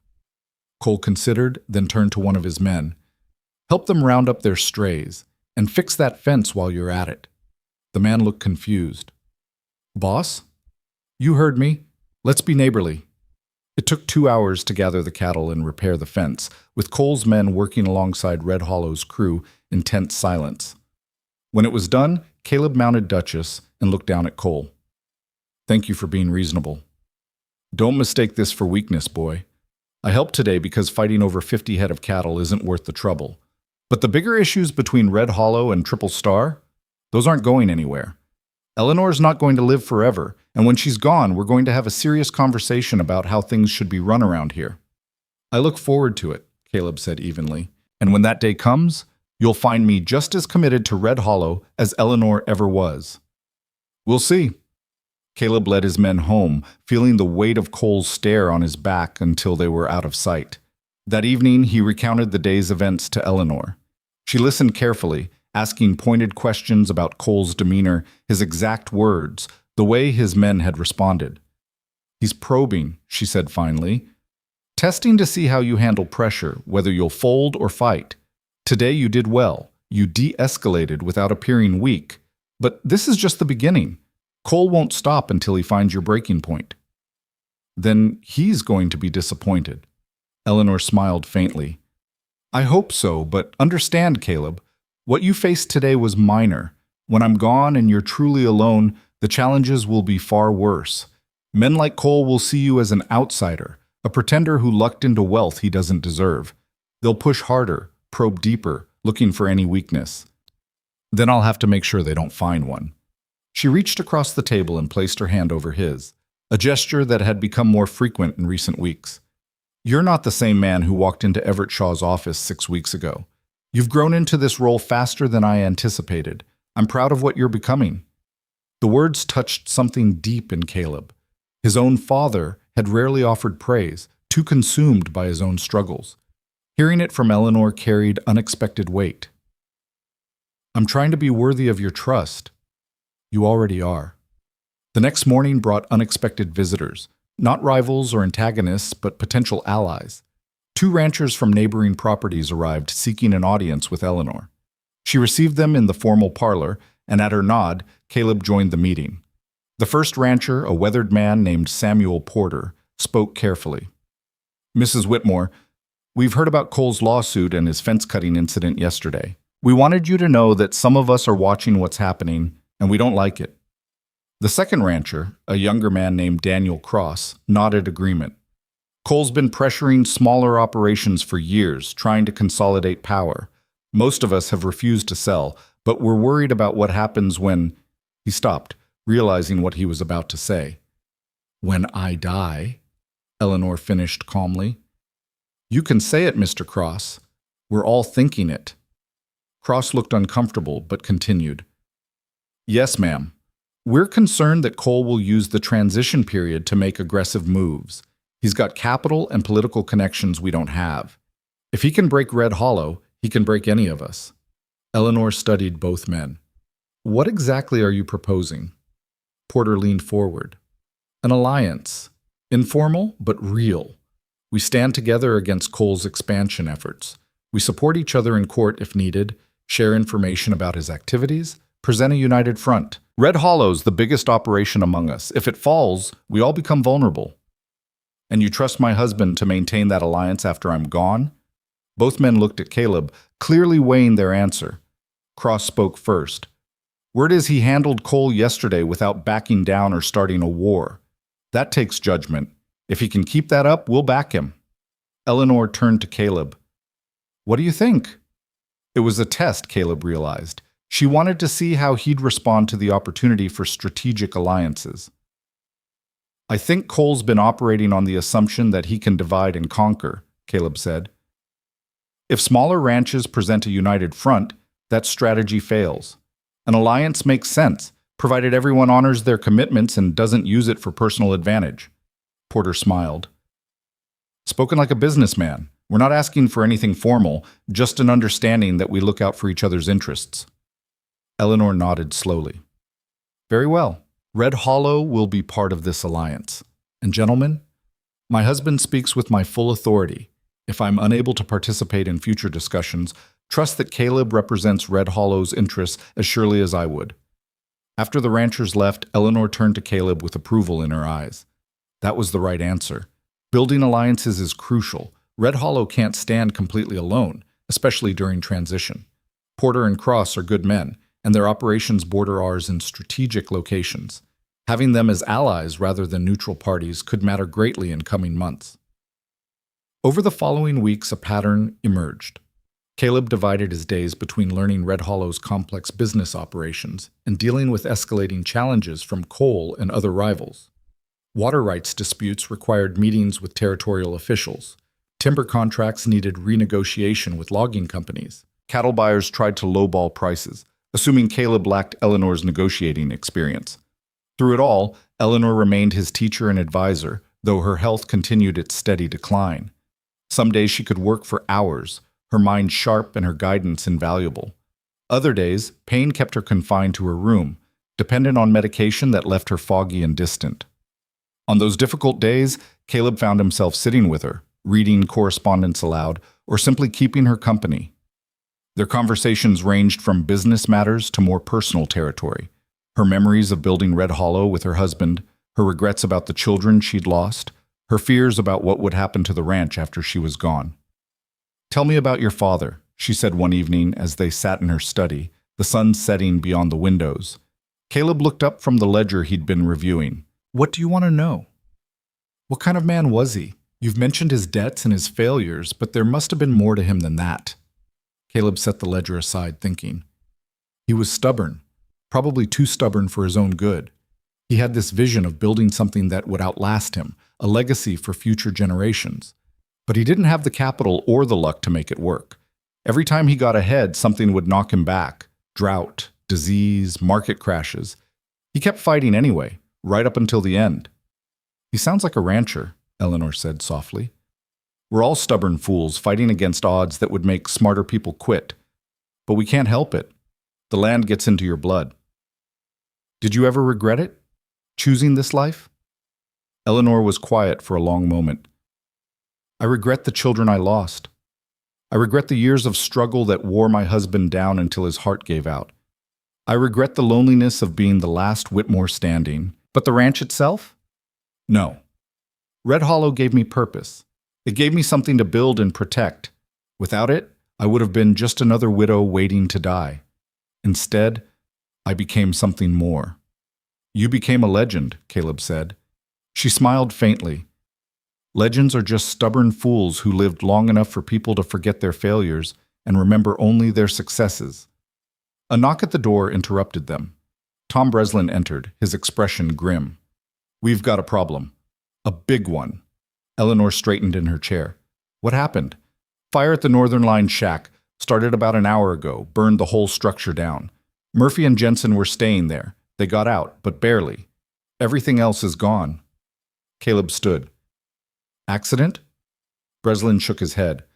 "Murphy says he smelled kerosene before the fire started. He thinks someone set it deliberately." Eleanor's face hardened. "Cole?" "Can't prove it, but the timing's suspicious. This is the third incident in 2 weeks. The fence cutting, the disputed water access, now this. Either we're having extraordinary bad luck or someone's running a campaign against us." "We need the marshal," Caleb said. "Marshal Davies won't do anything without proof," Eleanor replied. "And we don't have proof, just suspicions and circumstantial evidence." "Then we create proof," Caleb said. "We document everything, increase patrols on our boundaries, maybe even set up observation posts at vulnerable locations. If Cole's behind this, he'll make another move eventually, and we'll be ready." Breslin nodded approval. "Smart. I'll organize rotating watches and make sure the men know to record anything suspicious." After Breslin left, Eleanor looked at Caleb with something like wonder. "You're thinking like a rancher now, not just reacting to problems, but anticipating them." "I had a good teacher." "Yes, you did, but the credit is yours. You've absorbed more in 6 weeks than most men learn in years." She stood slowly, wincing with the movement. Caleb moved to help her, but she waved him off. "I need to rest. This latest incident has exhausted me. Can you handle things if something else comes up tonight?" "Of course." Eleanor paused at the door, looking back at him. Caleb, when I'm gone, and I will be gone soon, we both know it, you're going to face challenges I can't prepare you for. People will test you in ways I haven't imagined. But I want you to remember something. You belong here. Not because you married into it, but because you've earned it. Don't let anyone make you feel otherwise. The words settled over Caleb like a benediction. Thank you, Eleanor. That means more than you know. After she'd gone upstairs, Caleb sat alone in the study, surrounded by maps and ledgers and documents that represented 40 years of Eleanor's life. The weight of responsibility pressed down on him, not just the business of running a ranch, but the burden of carrying forward someone else's legacy. His father had failed to build a legacy. Eleanor had succeeded. And now Caleb stood between those two outcomes, trying to ensure that what Eleanor had built would survive her death. It should have felt overwhelming. Instead, it felt right. 3 days later, Judge Blackwood's ruling arrived via messenger. Everett Shaw opened the envelope with practiced calm, read the contents, then smiled. We won. Blackwood dismissed Cole's lawsuit in its entirety. He ruled that the marriage is legally sound, that no evidence of improper influence or diminished capacity was presented, and that Cole's claims were, quote, without merit and motivated by commercial interest rather than legitimate legal concern. Eleanor, who'd been sitting very still during Shaw's reading, exhaled slowly. Thank heaven. Or rather, thank good legal counsel and a fair-minded judge. Cole will appeal, Shaw warned. He has that right. Let him appeal, Eleanor said. We'll win again, and every time he loses, it becomes harder for him to challenge our legitimacy. That evening, Eleanor insisted on celebrating with a proper dinner, the first formal meal they'd shared since the wedding. She dressed in her finest gown despite her weakness, and Caleb wore his best suit. They dined in the formal dining room with good wine and the kind of food Eleanor normally dismissed as unnecessary extravagance. We're celebrating more than just a court victory, Eleanor said, raising her glass. We're celebrating the fact that Red Hollow will survive. Whatever happens to me, the ranch will continue. That's worth acknowledging. Caleb raised his own glass. To Red Hollow, and to the woman who built it into something worth fighting for.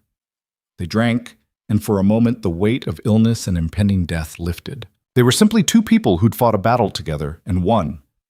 But later that night, Caleb woke to sounds of distress from Eleanor's room. He rushed down the hall in his nightclothes and found her doubled over in her bed, her face contorted with pain. Get Breslin, she gasped. Tell him to ride for the doctor. Now. Caleb ran, rousing the foreman and sending him racing toward town. Then he returned to Eleanor's room and sat beside her bed, helpless in the face of her suffering. The medication, she managed. In the cabinet, 2 spoonfuls. He found the laudanum and measured it carefully, helping her drink it. Gradually, the pain seemed to ease, though it left her pale and shaking. This is what's coming, she said quietly. More of this, more often, until the pain becomes constant and the medicine stops working. I wanted you to see it, Caleb. I wanted you to understand what you'll be watching in the months ahead. I'm not going anywhere, he said firmly. Whatever comes, I'll be here. Eleanor's hand found his and gripped it with surprising strength. I know. That's why I chose you. The doctor arrived near dawn, examined Eleanor, and confirmed what they already knew. The cancer was progressing, the pain would worsen, and time was running short. Perhaps 3 months, the doctor said quietly to Caleb outside Eleanor's room. Maybe less. The decline will accelerate from here. Keep her comfortable, don't let her overexert herself, and prepare yourself for what's coming. Caleb thanked him and returned to Eleanor's room. She was sleeping now, the laudanum having finally pulled her under. He sat in a chair beside her bed and watched her breathe, this fierce woman who'd entrusted him with everything she'd built. Somewhere in the transition from business arrangement to real partnership, Caleb realized he'd stopped thinking about Eleanor as a means to wealth and started caring about her as a person. Her pain hurt him. Her fear for Red Hollow's future had become his fear.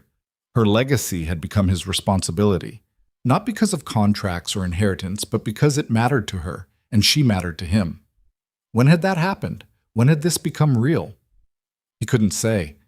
But sitting there in the pre-dawn darkness, watching over a dying woman who'd given him purpose, Caleb understood that he'd become exactly what Eleanor had needed him to be. Not a fortune hunter or an opportunist, but a guardian of something precious.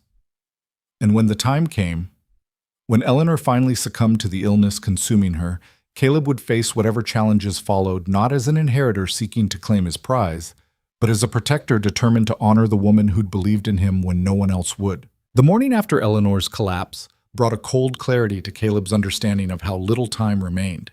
She emerged from her room pale and diminished, moving with the careful deliberation of someone navigating a body that had become treacherous terrain. At breakfast, she picked at her food while reviewing a stack of documents that Everett Shaw had delivered the previous evening. Water rights, she said without preamble, sliding a legal notice across the table to Caleb. There's a consortium of investors filing claims on the Sweetwater Creek access. They're arguing that Red Hollow's usage exceeds historical precedent and that surplus water should be available for public allocation. Caleb studied the document, recognizing several names attached to the filing. One of them was Garrett Cole. This is the consortium you mentioned before, the one trying to manipulate water access? The very same. They've been quiet for months, waiting for the right moment to strike. My illness and our legal battles gave them the opening they needed. They think we're distracted, weakened. They're moving now because they believe we can't mount an effective defense. Can we? Eleanor's smile was thin and sharp. That depends entirely on you. I can advise, but I don't have the strength to fight this battle personally. You'll need to travel to Cheyenne, meet with our water rights attorney, and prepare our response. The hearing is in 2 weeks. 2 weeks? That's barely enough time, which is precisely their strategy. They filed at the last possible moment to minimize our preparation time. But we have advantages they don't know about. There are historical documents, original survey maps and water usage records, stored in a bank vault in Cheyenne. Your grandfather-in-law was meticulous about documentation. Those records will prove our historical water claims are legitimate and that the consortium's arguments are fabricated. She paused, pressing her hand briefly to her side. A gesture Caleb had learned signaled pain. There's something else you need to know, Eleanor continued. About 3 miles northeast of here, there's a valley we call Hidden Springs. It's not marked on any public maps, and very few people know it exists. My late husband discovered it while tracking strayed cattle in 1863. It's a box canyon with natural springs that feed into Sweetwater Creek. The consortium doesn't know about Hidden Springs because we've kept it off all official documentation. Why? Because water is power in this territory, Caleb.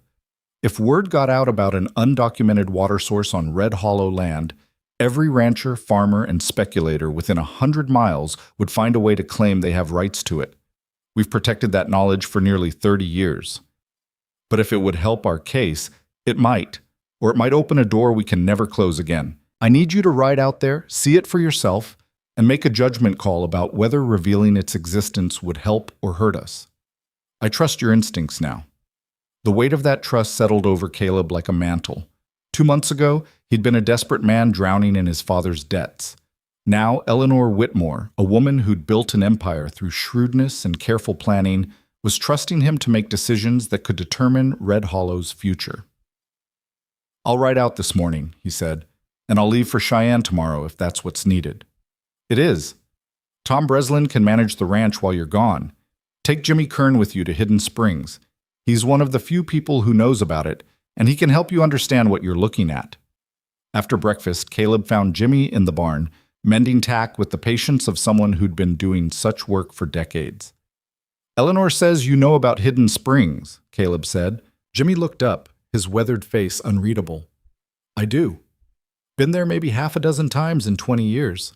It's a special place. Sacred, almost. You going out there? Eleanor wants me to see it, decide if we should use it as evidence in the water rights case. Jimmy set aside the bridle he'd been working on and stood. Then we best get riding. It's a few hours out and the trail's not easy if you don't know where you're going. They rode northeast under a sky that promised rain, passing through sections of Red Hollow that Caleb had never seen. The land gradually rose into rocky country where pine trees replaced grassland and the air carried the scent of high elevation and approaching weather. Jimmy led the way with the confidence of someone following a path worn into memory rather than marked on the ground. They crossed 3 ridgelines and descended into a narrow canyon where a stream ran clear and cold over smooth stones. The canyon forks up ahead, Jimmy said. Most people would take the wider branch to the left. That's what the cattle do when they wander up here. But the right fork, that's the one that matters. The right fork narrowed until two riders could barely pass side by side, the walls rising sheer on both sides. It felt like entering a secret passage, hidden from the world. Then the canyon opened suddenly into a valley perhaps 200 yards across, surrounded by cliffs on three sides and accessible only through the narrow entrance they'd just traversed. Springs bubbled up from multiple points in the valley floor, creating pools of crystalline water that fed a stream running through the center. Grass grew thick and green even in late summer. Trees clustered near the water sources, providing shade and shelter. It was, Caleb realized, a perfect hidden sanctuary. "My God," he breathed. "Yeah," Jimmy said quietly. "It has that effect on people. Eleanor's husband found it by accident, like I said. He was tracking strays and nearly missed the entrance entirely. But once he saw it, he understood what it meant. This valley could water thousands of head of cattle, even in the worst drought. It's insurance against disaster." Caleb dismounted and walked to the nearest spring, kneeling beside water so clear he could see every pebble on the bottom. He cupped his hands and drank. It was cold and pure, tasting faintly of minerals. "Does the water from here connect to Sweetwater Creek?" he asked. "Eventually, the stream you see here runs underground for about a mile, then emerges as one of the tributaries feeding into Sweetwater. That's why Hidden Springs matters for the water rights case. This is technically the source of a significant portion of the water the consortium is claiming we're overusing." Caleb stood, looking around the valley with new understanding.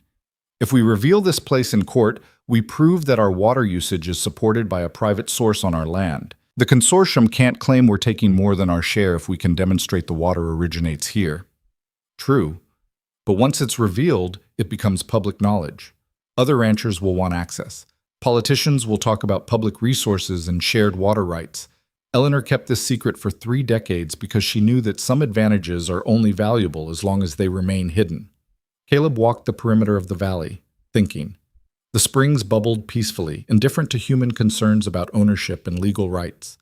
Birds called from the trees. The wind moved through the grass like breathing. He thought about Eleanor's careful stewardship of this land, her decades of strategic decisions designed to protect Red Hollow, not just for herself, but for future generations. She'd trusted him with knowledge that could reshape the ranch's legal standing, and also expose it to new threats. What would his father have done? Probably revealed everything immediately, hoping honesty would win the day. But his father had died broke and defeated, his dreams crushed by forces he couldn't control. What would Eleanor do? She'd calculate the costs and benefits, consider long-term consequences, and choose the path that best protected Red Hollow's interests. "We hold this in reserve," Caleb said finally. "We fight the water rights case with the documentation Eleanor mentioned, the historical records proving our legitimate usage. Hidden Springs only gets revealed if we're losing and need a trump card. Even then, we present it carefully, emphasizing that it's a private water source on private land, not subject to consortium claims." Jimmy nodded slowly. "That's smart. That's what Eleanor would do." "I hope so, because if I'm wrong, I might be throwing away our best advantage. Or you might be protecting it for when it's truly needed. Time will tell which." They remained in the valley for another hour, and during that time Jimmy told Caleb something he hadn't known, something that cast Hidden Springs in a different, sadder light. "This is where Eleanor lost her last baby," Jimmy said quietly, standing beside one of the larger pools. "She was 5 months along, riding out here with her husband. She wanted to see this place because he'd described it to her, but she'd never made the journey. The ride was too rough, the elevation too high. She started bleeding before they could get back to the ranch house. The baby, a boy, was born here but didn't survive. They buried him under that stand of pines over there." Caleb followed Jimmy's gesture to a cluster of trees at the valley's far end. Even from a distance, he could see a small cairn of stones marking a grave. "She never came back after that," Jimmy continued. "Too painful, I suppose. Her husband visited a few times, but after he died, nobody came here except me occasionally to check on things. This valley holds water and life. But for Eleanor, it also holds the worst grief she ever knew." Caleb walked to the grave and stood before the cairn. No name marked it, no date, just stones carefully stacked by grieving parents. He thought about Eleanor's fierce protection of Red Hollow, her determination that it survive her. Perhaps part of that determination came from here, from loss that demanded meaning, from grief that needed to be transformed into something lasting. We protect this place, Caleb said, not just because it's strategically valuable, but because it matters to Eleanor in ways that go beyond business. I think she'd appreciate that, Jimmy said. The ride back to the ranch house gave Caleb time to process what he'd seen and learned. Hidden Springs wasn't just a water source or a legal advantage. It was a place where Eleanor's dreams had died and where her resolve had been forged. Understanding that helped Caleb understand her better, and understanding her helped him understand what Red Hollow truly represented. Eleanor was waiting in her study when he returned, despite the late hour. She looked exhausted but determined. "Well," she asked, "what did you think?" "I think it's the most beautiful piece of land I've ever seen, and I think we keep it secret unless we absolutely need to reveal it. The historical documentation you mentioned should be enough to win the water rights case without exposing Hidden Springs." Eleanor's expression softened with approval. "Good. That's exactly the right answer. Some things are too precious to be used casually." "Jimmy told me what happened there, with the baby." "I'm sorry, Eleanor." She was silent for a long moment, her eyes distant. "That was 30 years ago. The pain has dulled with time, but it never entirely leaves. After we lost that child, our third loss, we knew there would be no children. Red Hollow became our legacy instead. Every acre we added, every improvement we made, it was building something that would outlast us, since children would not." "It will outlast you," Caleb said firmly. "I'll make sure of it." "I believe you will, which is why I want you to leave for Cheyenne at first light. Everett Shaw will meet you there with the documentation we need. The hearing is in 13 days, and you'll need every one of them to prepare." "What about you? Will you be all right here?" "I have Tom Breslin and a ranch full of capable people. I'll manage. Besides, this is your fight now, Caleb. I can advise from a distance, but you need to learn to operate independently. Soon enough, you won't have me to consult." The truth of that statement hung between them like a shadow. Caleb left for Cheyenne before dawn, riding hard and reaching the territorial capital in 2 days. The city was larger and more sophisticated than Cooper's Bend, with multi-story buildings, paved streets, and the bustle of politics and commerce. He found lodging at a modest hotel and sent word to Everett Shaw. The attorney arrived within the hour, carrying a leather satchel stuffed with documents. "Mrs. Whitmore telegraphed ahead," Shaw said, settling into a chair in Caleb's small hotel room. "She explained the situation and what we need to accomplish. The consortium's case rests on the argument that Red Hollow is using water beyond historical precedent, making excess water available for reallocation. Our counter-argument is that usage has remained consistent for 30 years and is supported by legitimate water rights established in the 1860s. Shaw spread documents across the narrow desk: survey maps, water usage records, correspondence with territorial officials, even witness statements from early settlers who could attest to Red Hollow's water access. "This is impressive," Caleb said, studying the materials. Eleanor wasn't exaggerating about her husband's documentation. Malcolm Whitmore understood that in the West, water disputes could make or break a ranch. He documented everything obsessively. "These records are our strongest weapon, but you'll need to understand them thoroughly because the consortium's attorneys will try to confuse or contradict them. You'll be called to testify as Red Hollow's current owner and operator." For the next 10 days, Caleb immersed himself in preparation. Shaw drilled him on water law, historical precedent, and courtroom procedure. They reviewed every document, anticipating questions and challenges. Caleb met with the surveyor who'd originally mapped Red Hollow's water sources in 1867, now an elderly man but still sharp-minded. They visited the Territorial Water Commission office to review public records and confirm that no discrepancies existed in Red Hollow's documented claims. On the evening before the hearing, Shaw delivered unexpected news. The consortium has added a new attorney to their team, someone with a reputation for aggressive tactics and political connections, a man named Charles Hendricks. Caleb recognized the name from Eleanor's warnings. "He's the one who represents mining interests across 3 territories, right? The one who's never lost a water rights case?" "The same. His involvement suggests the consortium is taking this more seriously than we anticipated. They're not just probing for weakness, they're going for a kill shot." "Can we beat him?" Shaw's expression was grim. In a fair fight, yes. Our documentation is solid, and our legal standing is sound. But Hendricks doesn't always fight fair. He has friends in the territorial administration, including the commissioner who will be presiding over tomorrow's hearing. We need to be prepared for bias, procedural irregularities, and possibly even manipulation of evidence. What do? We fight clean, but we fight smart. We document everything, we object to every irregularity, and we make sure there's a clear record for appeal if necessary. And Caleb, no matter what Hendricks or anyone else says tomorrow, you keep your composure. They'll try to rattle you, make you seem inexperienced or incompetent. Don't give them that satisfaction. The hearing room was larger than the courtroom where Cole's lawsuit had been heard, with high ceilings and formal portraits of territorial officials lining the walls. Water Commissioner Albert Finch presided from a raised bench, a portly man in his 60s whose expression suggested he'd rather be anywhere else. The consortium's legal team sat at one table, 3 attorneys including Charles Hendricks, a silver-haired man with cold eyes and an expensive suit. Behind them sat several well-dressed investors, and in the back row, Caleb spotted Garrett Cole, watching with undisguised interest.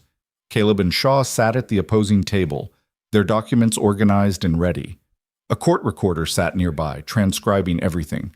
Commissioner Finch called the hearing to order and invited the consortium to present their case. Hendricks stood with practiced ease. Commissioner, this case concerns a fundamental question of fairness and resource allocation. Red Hollow Ranch has, for decades, monopolized water access from Sweetwater Creek and its tributaries, using far more than their historical allocation and preventing other legitimate users from accessing this public resource. My clients represent farming operations, small ranchers, and community interests who have been systematically denied fair water access because one large ranch has hoarded this precious resource. He gestured to charts and graphs his team had prepared, showing water usage patterns and alleged overconsumption by Red Hollow. The evidence will show that Red Hollow's current usage exceeds historical precedent by nearly 40%. This excess consumption has contributed to drought conditions affecting neighboring properties and communities. We ask this commission to reallocate water rights equitably, ensuring that all users have fair access to this vital resource. It was a compelling presentation, delivered with confidence and backed by impressive visual aids. Caleb felt a twist of worry. The consortium had clearly invested significant resources into building their case.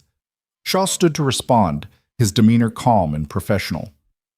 Commissioner Finch, my client appreciates the consortium's concern for water equity. However, their entire case rests on flawed data and a fundamental misunderstanding of Red Hollow's water rights. We have extensive documentation, surveys, usage records, and legal filings dating back 30 years that prove Red Hollow's current water usage is entirely consistent with historical patterns and fully supported by legitimate water rights established in the 1860s. He presented their documentation methodically, walking through each piece of evidence and explaining its significance. The original survey maps showed water sources and usage patterns. Usage records documented consistent consumption over decades. Legal filings confirmed Red Hollow's rights had been properly registered and maintained. Furthermore, Shaw continued, the consortium's claim that Red Hollow is causing drought conditions is unsupported by any hydrological study or scientific evidence. Drought is a natural phenomenon affecting the entire region, not the result of one ranch's legitimate water usage. The hearing proceeded with testimony from various experts and witnesses. The consortium called a hydrologist who claimed Red Hollow's usage was excessive. Shaw countered with testimony from the original surveyor, whose credibility and experience were unimpeachable. Then Hendricks called Garrett Cole to the stand. Cole testified that as a neighboring rancher, he'd observed Red Hollow's aggressive water usage and the negative impact on surrounding properties. He spoke with practiced concern, painting a picture of a large ranch bullying smaller operations. Shaw's cross-examination was pointed. Mr. Cole, isn't it true that you've been attempting to purchase or acquire water rights from Red Hollow for nearly a decade? I've made offers, yes. Offers that Mrs. Whitmore consistently refused? She did refuse them. And isn't it also true that you recently filed a lawsuit attempting to invalidate Mrs. Whitmore's marriage to Mr. Whitmore, specifically because you hope to destabilize Red Hollow during a leadership transition? Hendricks objected, but Commissioner Finch allowed the question. Cole's jaw tightened. I had concerns about the legitimacy of that marriage. Concerns that were dismissed by a territorial judge who found your claims without merit. The judge made his ruling. So you have a documented history of attempting to acquire Red Hollow assets through various means, all unsuccessful. And now you're testifying in support of a consortium seeking to strip water rights from Red Hollow. Does that seem like coincidence, mister? Cole? I'm testifying about what I've observed, or about what you stand to gain if this commission rules in the consortium's favor. The exchange established Cole's bias, but Caleb could see Commissioner Finch's expression remain neutral, perhaps too neutral, suggesting the kind of predisposition Shaw had warned about.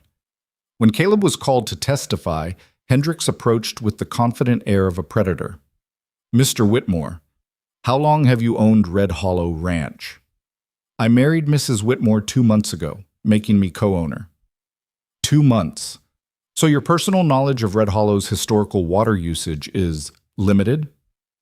I've studied 30 years of records and consulted with people who've worked the ranch for decades. Studied records provided by your wife, who has a vested interest in maintaining her water monopoly. Studied legal documents and surveys from independent sources, including Territorial Records Office. Hendricks smiled thinly. Mr. Whitmore, before marrying Mrs. Whitmore, what was your occupation? I operated a cattle ranch. A small ranch, correct? About 140 acres? That's correct. And that ranch failed, did it not? You were facing foreclosure? Shaw objected. Relevance, Commissioner? I'm establishing the witness's expertise, or lack thereof, in managing water resources, Hendricks said smoothly. Finch nodded. Answer the question, Mr. Whitmore. My father's ranch faced financial difficulties after his death. Yes. So you went from managing a failing small operation to supposedly running one of the largest ranches in the territory. That's quite a leap. How can this commission trust your testimony about complex water management issues when you have so little experience? Caleb felt anger rising, but remembered Shaw's advice about maintaining composure. My experience level doesn't change the facts documented in 30 years of records. Red Hollow's water usage is consistent, legal, and appropriate. The consortium's case relies on selective data and false claims designed to seize resources they have no legitimate right to. Strong words from someone who married into wealth and is now protecting his inheritance. I'm protecting what's right, Caleb said evenly. If this commission allows water rights to be stripped from legitimate owners based on political pressure and manufactured evidence, no ranch in this territory is safe. The exchange continued with Hendricks probing for weakness and Caleb defending Red Hollow's position. When it finally ended, Caleb returned to his seat feeling battered but intact. The hearing concluded with closing arguments. Hendricks appealed to fairness and community welfare. Shaw emphasized legal precedent and documented rights. Commissioner Finch announced he would review all evidence and issue a ruling within 2 weeks. Outside the hearing room, Shaw pulled Caleb aside. That was well done. Hendricks tried to make you seem inexperienced and opportunistic, but you held your ground. What do you think our chances are? Shaw's expression was troubled. Legally, we should win, but Finch seemed too receptive to Hendricks' arguments. I suspect there's been political pressure applied behind the scenes. We may need to prepare for an unfavorable ruling and an immediate appeal. That evening, Caleb sent a telegram to Eleanor, updating her on the hearing's outcome and the uncertain prospects. Her reply came within hours. Trust your instincts. Fight if necessary. Coming home matters more than winning. The message carried layers of meaning. Eleanor was reminding him that some battles were worth losing if they preserved something more important. That Red Hollow's value wasn't just legal rights and water access, but the integrity with which it was defended. Caleb spent the next 2 days in Cheyenne, meeting with other ranchers who'd faced similar water rights challenges and learning about the political forces arrayed against agricultural interests. A pattern emerged. Powerful investors and mining companies were systematically pressuring smaller operations, using legal tactics to acquire resources they couldn't obtain through fair negotiation. Red Hollow was simply the largest and most visible target. On the third day, Caleb received an unexpected visitor at his hotel. A man in an expensive suit introduced himself as Marcus Webb, one of the investors Caleb had met during the visit to Red Hollow weeks earlier. "Mr. Whitmore, I wonder if we might have a private conversation," Webb said. Caleb led him to a quiet corner of the hotel restaurant. Webb ordered coffee and studied Caleb with calculating eyes. "I'll be direct," Webb said.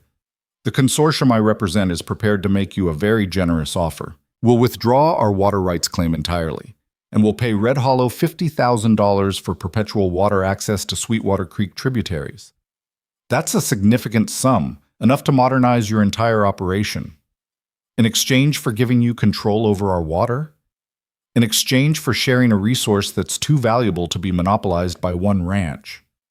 You're a businessman, Mr. Whitmore. Surely you can see the logic in accepting guaranteed income rather than fighting an expensive legal battle with uncertain outcomes." Caleb set down his coffee cup carefully. "Mr. Webb, I appreciate the directness, but the answer is no. Red Hollow's water rights aren't for sale." Webb's expression hardened. "You're making a mistake. Commissioner Finch is sympathetic to our position. His ruling will likely favor the consortium. You could accept this generous offer now, or you could lose in court and get nothing. Which seems wiser?" "You're telling me the fix is in, that Finch has already decided to rule against us regardless of the evidence.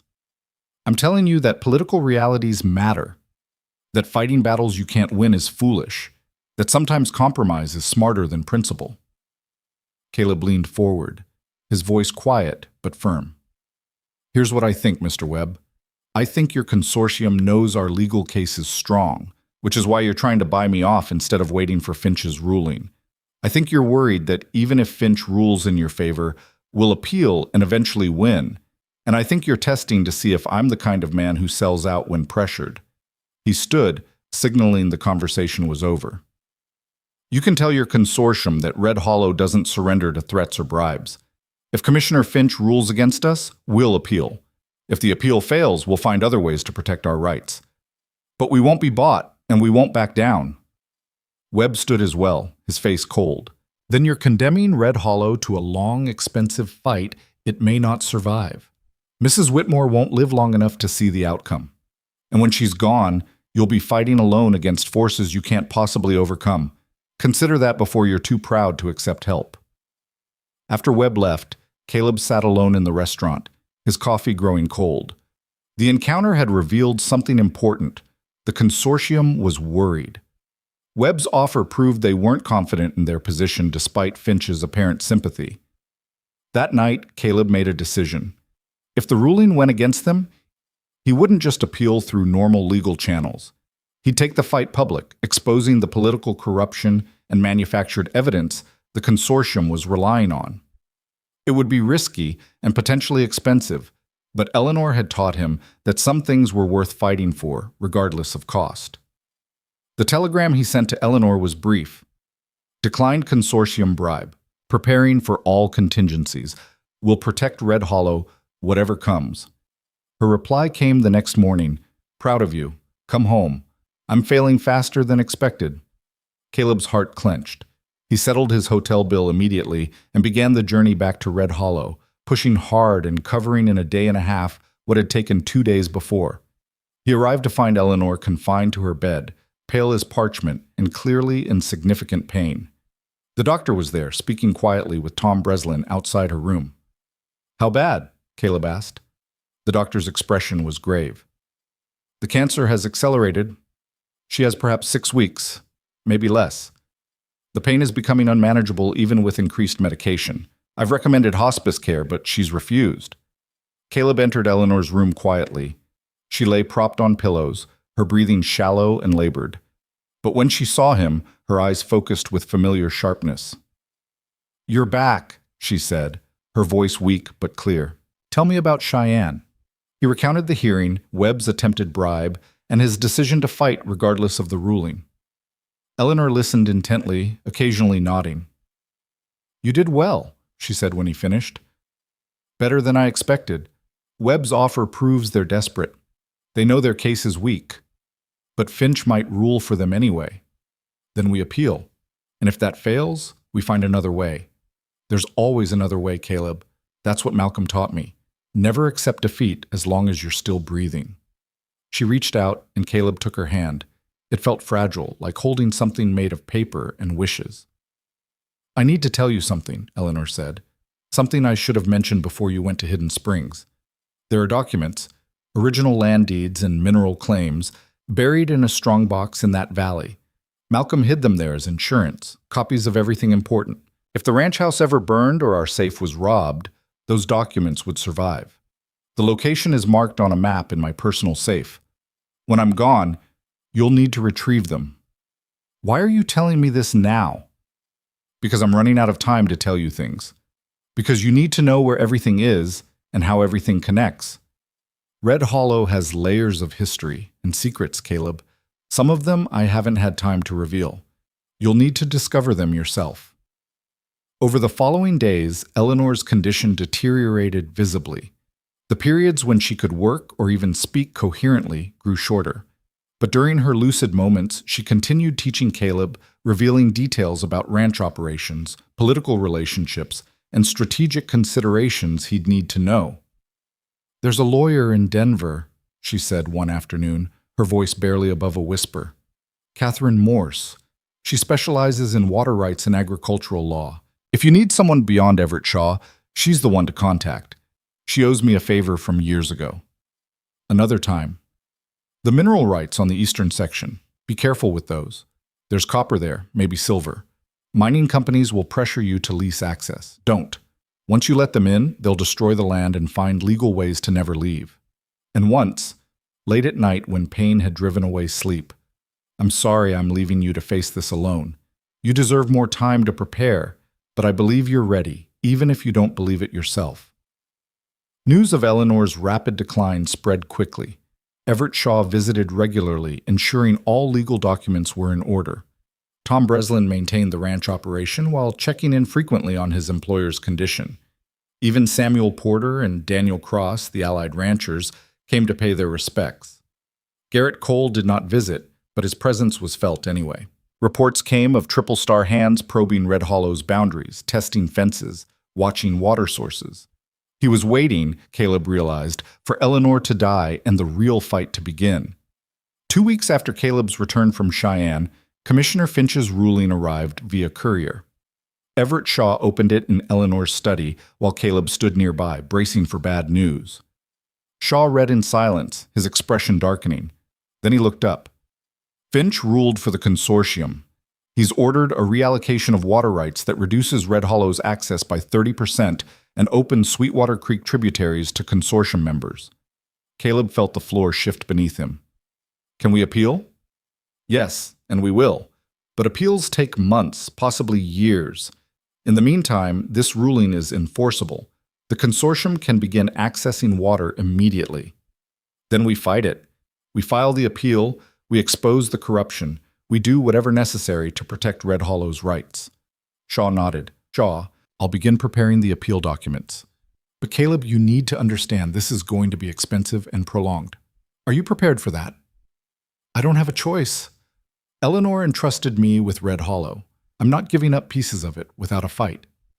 He took the ruling upstairs to Eleanor, who lay in her bed looking more ghost than woman. When he explained the situation, she closed her eyes briefly. "I knew Finch would cave to pressure. He always does." She opened her eyes again, fixing Caleb with an intense stare. "Listen carefully. In my personal safe, there's a ledger bound in red leather. It contains information about political dealings, financial arrangements, and certain compromises made by officials including Albert Finch. Malcolm compiled it over years as insurance. Use it carefully. It's dangerous knowledge. But if you need leverage to expose corruption in the appeals process, that ledger provides it." Eleanor, are you telling me to blackmail a territorial commissioner?" "I'm telling you to use every tool available to protect what's yours. Malcolm and I didn't build Red Hollow by playing fair with people who cheated. We built it by being smarter, tougher, and more determined than our enemies. If that meant using uncomfortable leverage, we used it." She gripped his hand with surprising strength. "The world isn't fair, Caleb.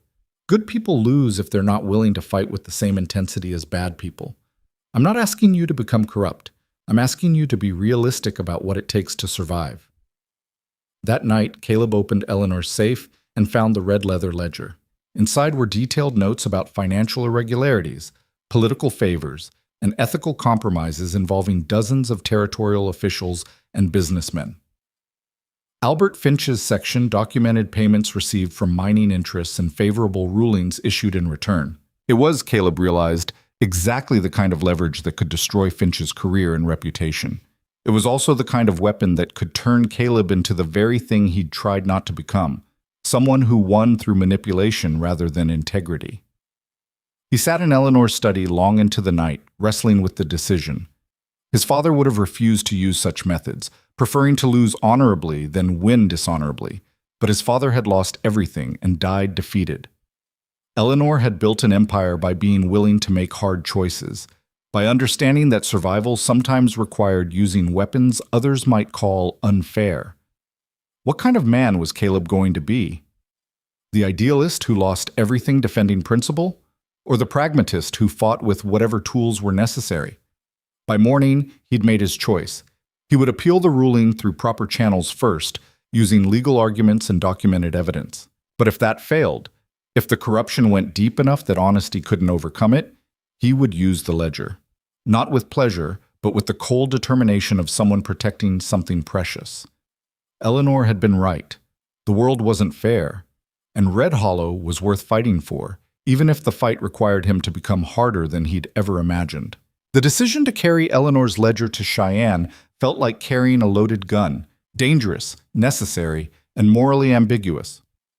Caleb departed Red Hollow 3 days after receiving Finch's ruling, leaving Tom Breslin in charge of the ranch and a nurse attending to Eleanor, whose condition had stabilized slightly but remained precarious. Before leaving, he'd sat with her in the dim bedroom where pain and medication kept her in a twilight state between sleep and waking. "You understand what you're carrying?" she'd asked, her voice thin as paper. Information that could destroy careers and reputations. Information that could save Red Hollow. Use it wisely, Caleb. Don't threaten unless you mean it, and don't reveal it unless you must. But if the appeals process proves as corrupt as Finch's original ruling, you'll need leverage that goes beyond legal arguments. It feels like blackmail. Eleanor's smile was sad and knowing. It is blackmail. Malcolm hated it too, at first. But he learned what I'm teaching you now, that powerful people only respect two things, superior power or the threat of exposure. We don't have superior power, so we have information. Now, riding into Cheyenne under October skies that promised early winter, Caleb felt the weight of that red leather ledger in his saddlebag, like a physical burden. He'd become someone he hadn't been 3 months ago, harder, more calculating, willing to consider tactics his father would have rejected outright. The transformation troubled him, but not enough to stop. Everett Shaw had arranged accommodations at a better hotel this time, and he met Caleb in the lobby within an hour of his arrival. The attorney's expression was grave.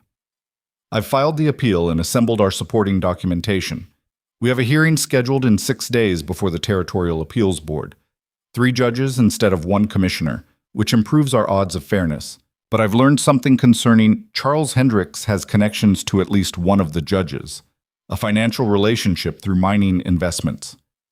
"Which judge?" "Harrison Blackwell. He's the senior member of the panel, and his vote carries significant weight. If Hendricks can influence him, we're facing an uphill battle." Caleb felt something harden in his chest. "Then we need to ensure the other 2 judges see through the consortium's lies. What do we know about them?" Judge Margaret Chen is known for her strict interpretation of water law and her intolerance for political manipulation. If we can present our case clearly, she'll likely support us. Judge Robert Aldrich is harder to read, careful, methodical, and reportedly immune to outside pressure, but also conservative in his rulings. He'll need overwhelming evidence to overturn Finch's decision. For the next 5 days, Caleb and Shaw prepared obsessively. They refined their arguments, organized documentation into irrefutable chronological evidence, and prepared responses to every conceivable challenge the consortium might raise. Shaw drilled Caleb on testimony until he could recite historical water usage data from memory. On the 3rd night, Caleb received an unexpected visitor. A knock at his hotel room door revealed Catherine Morse, the Denver attorney Eleanor had mentioned. She was a woman in her late 40s, sharply dressed, and carrying a leather case that suggested she meant business. Mr. Whitmore, Eleanor Whitmore telegraphed asking me to assist with your appeal. I came as quickly as I could. Caleb invited her in, surprised and grateful. Eleanor's condition has been too poor for her to send telegrams herself. How did you... Her doctor sent it on her behalf, with her dictation. She was very specific about what she wanted me to know. Catherine set her case on the table and opened it, revealing files and legal documents. I've reviewed Finch's ruling and Everett Shaw's appeal brief. The legal arguments are sound, but I suspect you're facing political obstacles rather than legal ones. You suspect correctly. Then we need a two-pronged strategy. Shaw handles the straightforward legal appeal, presenting evidence, arguing precedent, demonstrating Finch's errors. Meanwhile, I work behind the scenes to ensure the appeals board understands the political pressure that influenced Finch's ruling. Not through accusations, but through careful questions that make the judges uncomfortable about appearing similarly compromised. It was, Caleb realized, a sophisticated approach that leveraged both law and politics without crossing into outright corruption.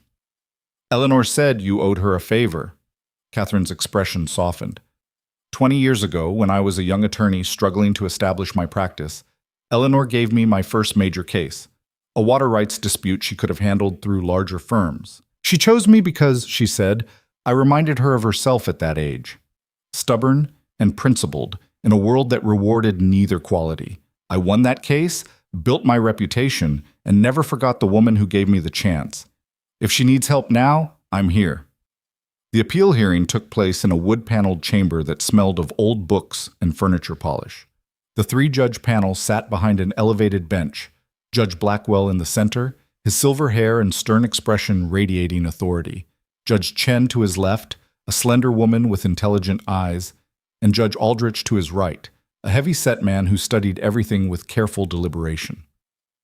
The consortium's legal team occupied one table, led by Charles Hendricks with his air of confident superiority. Caleb sat with Everett Shaw and Catherine Morse at the opposing table, their documentation meticulously organized.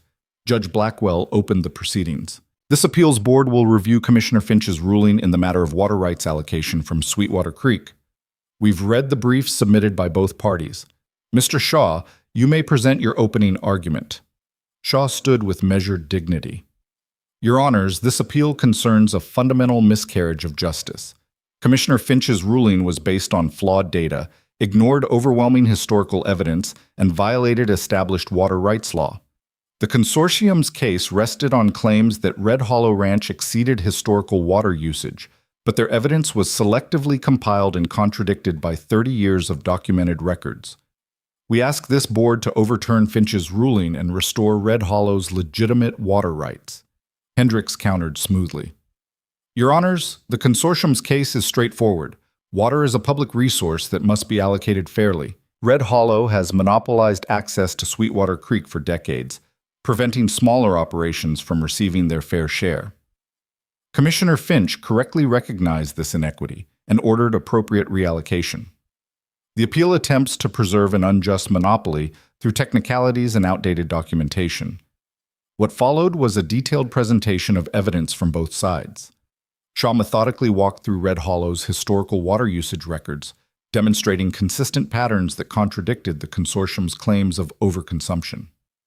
Catherine Morse questioned the methodology used to compile the consortium's data, revealing gaps and inconsistencies that suggested manipulation rather than objective analysis. Judge Chen asked pointed questions that suggested she saw through the consortium's arguments. Mr. Hendricks, your expert witness claimed Red Hollow increased water usage by 40% over historical averages. But the records, Mr. Shaw presented show consistent usage dating back to 1867. How do you reconcile this discrepancy? Hendricks responded without hesitation.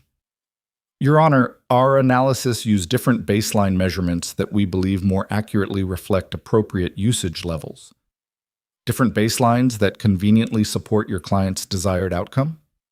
Different baselines based on current hydrological understanding rather than outdated 19th century estimates. Judge Aldrich leaned forward.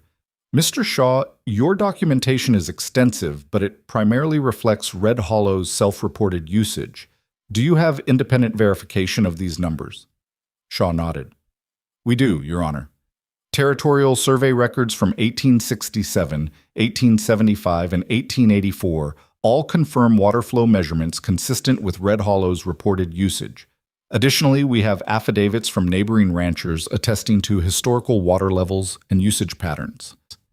The hearing continued for 2 full days, with both sides presenting witnesses and expert testimony.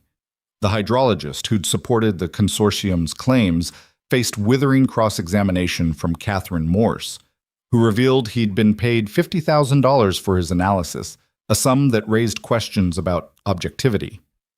When Garrett Cole took the stand again, Catherine questioned him with surgical precision.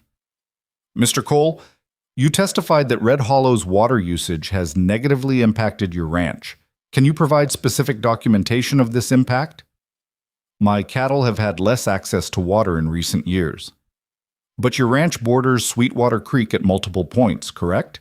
And you have independent wells on your property. Yes, but so any water shortage you've experienced could result from drought conditions affecting the entire region, not specifically from Red Hollow's usage. Cole's jaw tightened. Red Hollow takes more than their fair share. Or they take exactly what they're entitled to, and you want access to water that isn't yours. Isn't that the truth, Mr. Cole? Hendricks objected, but the point had been made. Judge Chen's expression suggested she'd noted Cole's financial interest in the outcome. On the 3rd day, Caleb was called to testify. He'd been dreading this moment, knowing Hendricks would try again to paint him as an inexperienced fortune hunter. But Catherine had coached him extensively on how to respond. Hendricks began with familiar attacks. Mr. Whitmore, you've owned Red Hollow for less than 3 months. How can you claim expertise in water management? I don't claim personal expertise. I claim the benefit of 30 years of documented evidence and the guidance of people who've managed these resources for decades. My role is to protect rights that were established long before I arrived and will continue long after I'm gone. Very noble. But the reality is you married a dying woman for her wealth, and now you're fighting to preserve that wealth regardless of fairness to others. Catherine stood immediately. Objection, Your Honors. Counsel is making accusations rather than asking questions. Judge Blackwell sustained the objection with a warning look at Hendricks. Caleb continued calmly. I married Eleanor Whitmore because she needed someone who could protect what she'd built, and I needed a chance to prove myself capable of more than failure. What started as a business arrangement became something else: respect, partnership, and genuine commitment to preserving her legacy. Red Hollow's water rights are legitimate, documented, and legal. Fighting to protect them isn't greed, it's responsibility. The testimony continued for another hour, but Caleb maintained his composure throughout. When it ended, he returned to his seat, feeling like he'd survived an ordeal, but hadn't broken. During a recess, Catherine pulled Caleb aside. Judge Chen is clearly sympathetic to our case. Judge Aldrich is cautious, but seems troubled by the consortium's inconsistencies. The problem is Judge Blackwell. He's been notably silent, asking few questions and showing no clear position. If Hendricks has influenced him, we might face a split decision that defaults to upholding Finch's ruling. What do we do? We have one more card to play. I'm going to request permission to submit additional evidence regarding political pressure and financial conflicts that may have influenced the original ruling. It's risky. Blackwell could refuse or take offense, but if I can introduce doubt about the process itself, it might sway Aldrich and strengthen Chen's position. The gambit came during closing arguments. Catherine stood and addressed the panel directly. Your Honors, before we conclude, I must bring to the Board's attention serious concerns about the integrity of Commissioner Finch's decision-making process. We have evidence suggesting that financial relationships between consortium members and territorial officials may have influenced the original ruling. Hendricks shot to his feet. Objection. This is a baseless accusation designed to distract from the weakness of opposing counsel's case. Judge Blackwell's expression darkened. Ms. Morse, this is a serious allegation. Do you have concrete evidence to support it? This was the moment. Caleb felt the weight of Eleanor's red ledger in his mind. Catherine had the information. He'd shared relevant portions with her in preparation for exactly this scenario. But actually using it meant crossing a line from legal argument to political warfare. Catherine met Blackwell's gaze steadily. Your Honor, We have documented evidence of financial payments from mining interests to Commissioner Finch prior to his ruling. We also have evidence of similar relationships between consortium members and other territorial officials. We're not making wild accusations. We're stating facts that raise legitimate questions about whether this case has been decided based on law or on political influence. The courtroom went silent. Hendricks looked genuinely shocked, suggesting he might not have known the full extent of his client's political maneuvering. Judge Blackwell's face flushed red. "This is highly irregular, Ms. Morse. You're essentially accusing a territorial commissioner of corruption." "I'm presenting evidence that raises questions about the decision-making process. If the appeals board finds this evidence irrelevant, we'll accept that judgment. But we believe it speaks directly to whether Finch's ruling was based on legal merit or political pressure." Judge Chen leaned forward. "I'd like to see this evidence." Judge Aldrich nodded agreement. "As would I." Blackwell looked trapped. Refusing to review the evidence would appear suspicious, but allowing it might expose connections he'd rather keep hidden. "Very well," he said tightly. "Submit your evidence to the board for review. We'll reconvene tomorrow after examining it." That evening, Caleb and Catherine delivered copies of relevant portions of Eleanor's ledger to the appeals board. The documents detailed payments from mining consortium members to Finch, along with the dates of those payments and their proximity to his ruling. They also included information about financial relationships between consortium members and various territorial officials, though carefully excluding anything that directly implicated Blackwell himself. It was strategic rather than comprehensive disclosure. They were showing enough to raise questions about corruption without turning the ledger into a weapon against the very judges whose favor they needed. Catherine explained the strategy as they walked back to the hotel. "We're not trying to destroy everyone in the ledger. We're demonstrating that we could, if necessary. Blackwell will understand the implicit message. Rule fairly, or the next document we submit might include information about his own dealings." "That's blackmail," Caleb said quietly. "That's leverage. And in a system where political corruption influences legal outcomes, sometimes leverage is the only tool available to honest people." The next morning, the appeals board reconvened with palpable tension in the air. Judge Blackwell looked like a man who'd spent a sleepless night, while Judges Chen and Aldrich appeared energized and ready for battle. Judge Chen spoke first. "Having reviewed the evidence submitted by Ms. Morse, I have serious concerns about the integrity of Commissioner Finch's ruling. The documented financial relationships between consortium members and the commissioner raise questions about bias and improper influence. While I cannot speak to Commissioner Finch's actual motivations, the appearance of conflict is sufficient to warrant skepticism about his decision." Judge Aldrich concurred.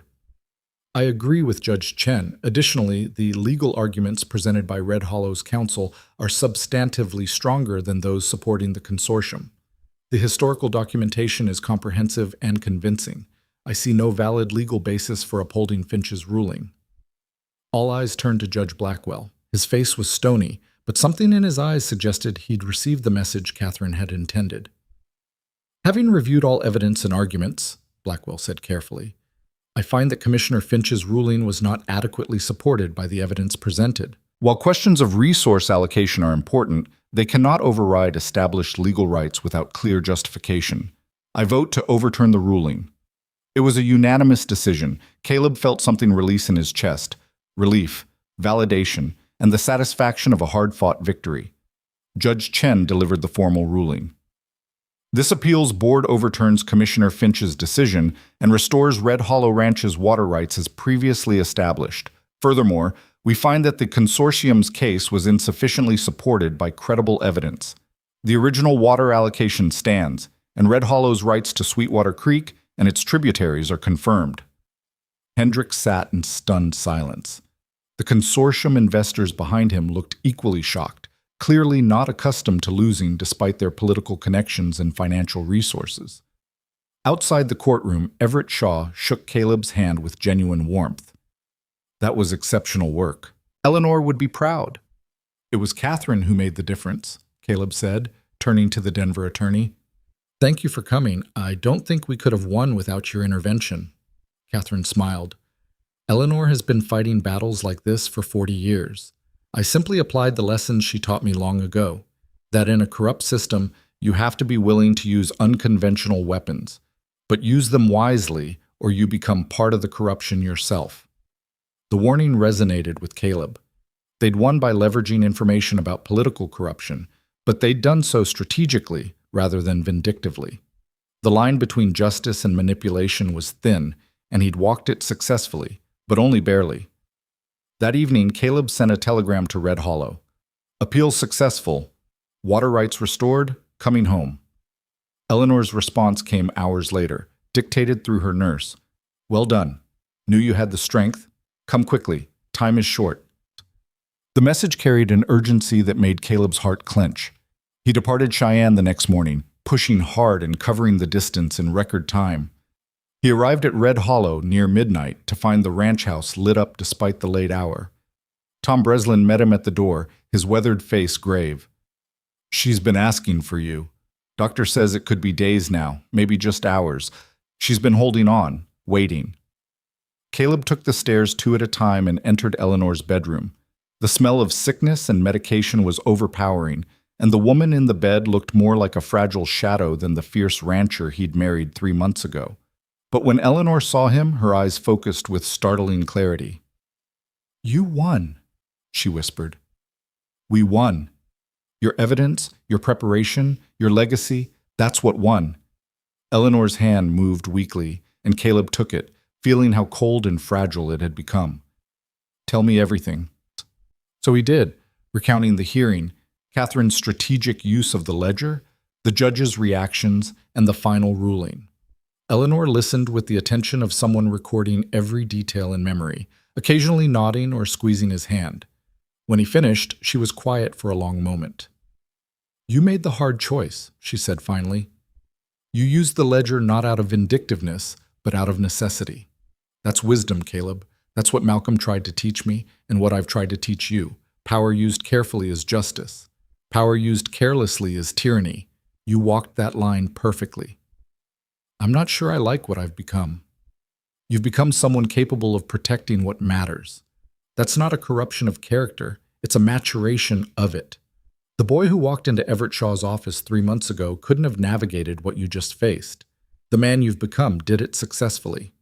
She paused, her breathing labored. There's one more thing I need to tell you. One more secret about Red Hollow. Caleb leaned closer. What is it? The mineral rights on the eastern section, the disputed claims with Coal's mining interests. Malcolm didn't just file claims. He found something there. A significant copper vein, possibly silver as well. He kept it quiet because he knew mining would destroy the land. The survey maps are with the documents in Hidden Springs. After I'm gone, you'll need to decide whether to keep that secret or develop those resources. But understand, once you start mining, you can't stop. The land will be changed forever. I won't mine, Caleb said. I'll protect the land like you and Malcolm did. Eleanor smiled faintly. You say that now, but circumstances change. If Red Hollow faces financial crisis, those mineral rights might be the only way to survive. I'm giving you the information so you can make informed decisions, whatever comes. Just promise me you won't sell to Cole or anyone like him. If Red Hollow mines those resources, it should be on our terms, for our benefit. I promise. Eleanor's breathing grew more labored, and the nurse stepped forward with medication. After Eleanor took it, she drifted into unconsciousness, and Caleb was gently ushered from the room. She's been fighting to stay conscious, the nurse said quietly. Now that you're back and she's told you what she needed to tell you, she might finally let go. You should prepare yourself. Caleb spent the night in a chair outside Eleanor's room, dozing fitfully and waking at every sound. Tom Breslin brought coffee at dawn, and they sat together in silent vigil. She's a hell of a woman, Breslin said finally. Toughest boss I ever had, and the fairest. Red Hollow won't be the same without her. No, Caleb agreed. It won't. Throughout the following day, Eleanor drifted in and out of consciousness. During her brief lucid periods, Caleb sat with her, sometimes talking, sometimes just holding her hand. She spoke of memories, building the ranch with Malcolm, fighting drought and disease, the losses and victories that had defined her life. No regrets, she said once. I lived on my own terms. That's all anyone can ask for.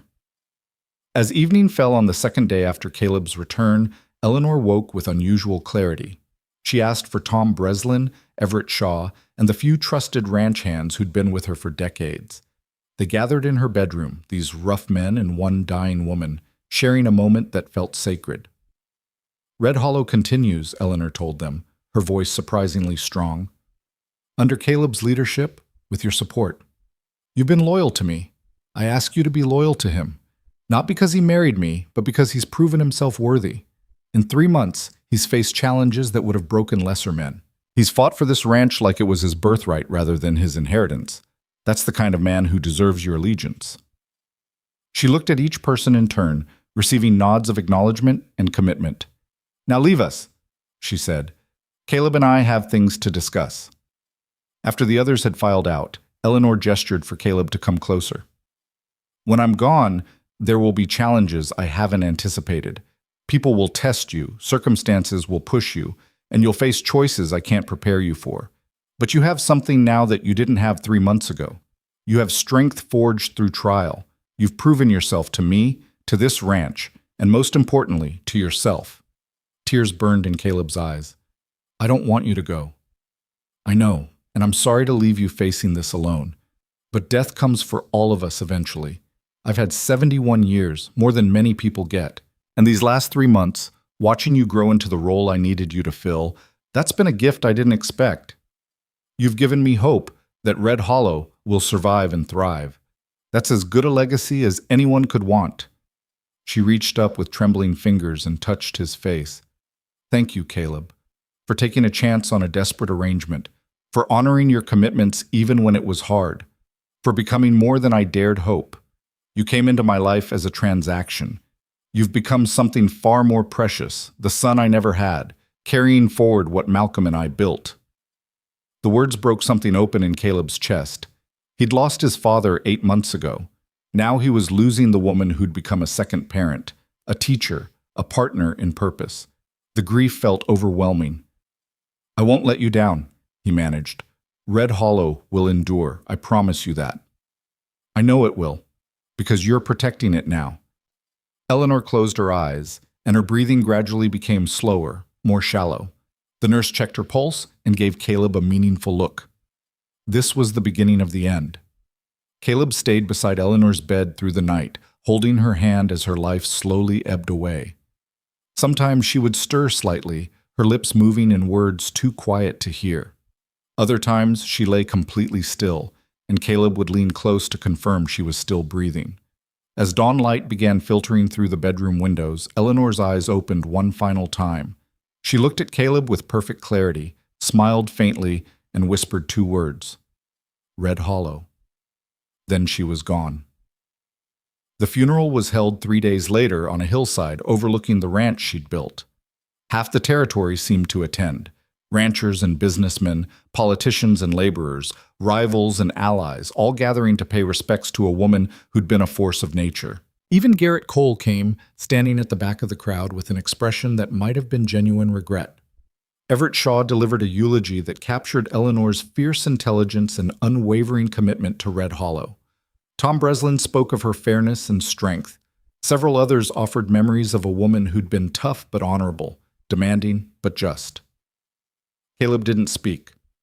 He stood beside the grave, watching as they lowered Eleanor into earth near where her husband had been buried 23 years earlier, and felt the weight of everything she'd entrusted to him settle onto his shoulders like a mantle. After the ceremony, as people began departing, Samuel Porter and Daniel Cross approached. We meant what we said about the alliance, Porter told Caleb. Eleanor built something worth preserving. We'll stand with you as you continue her work. Thank you. I'm going to need all the allies I can get. Garrett Cole approached last, after most others had left. He stood a respectful distance from the grave, studying Caleb with unreadable eyes. She was a formidable woman, Cole said.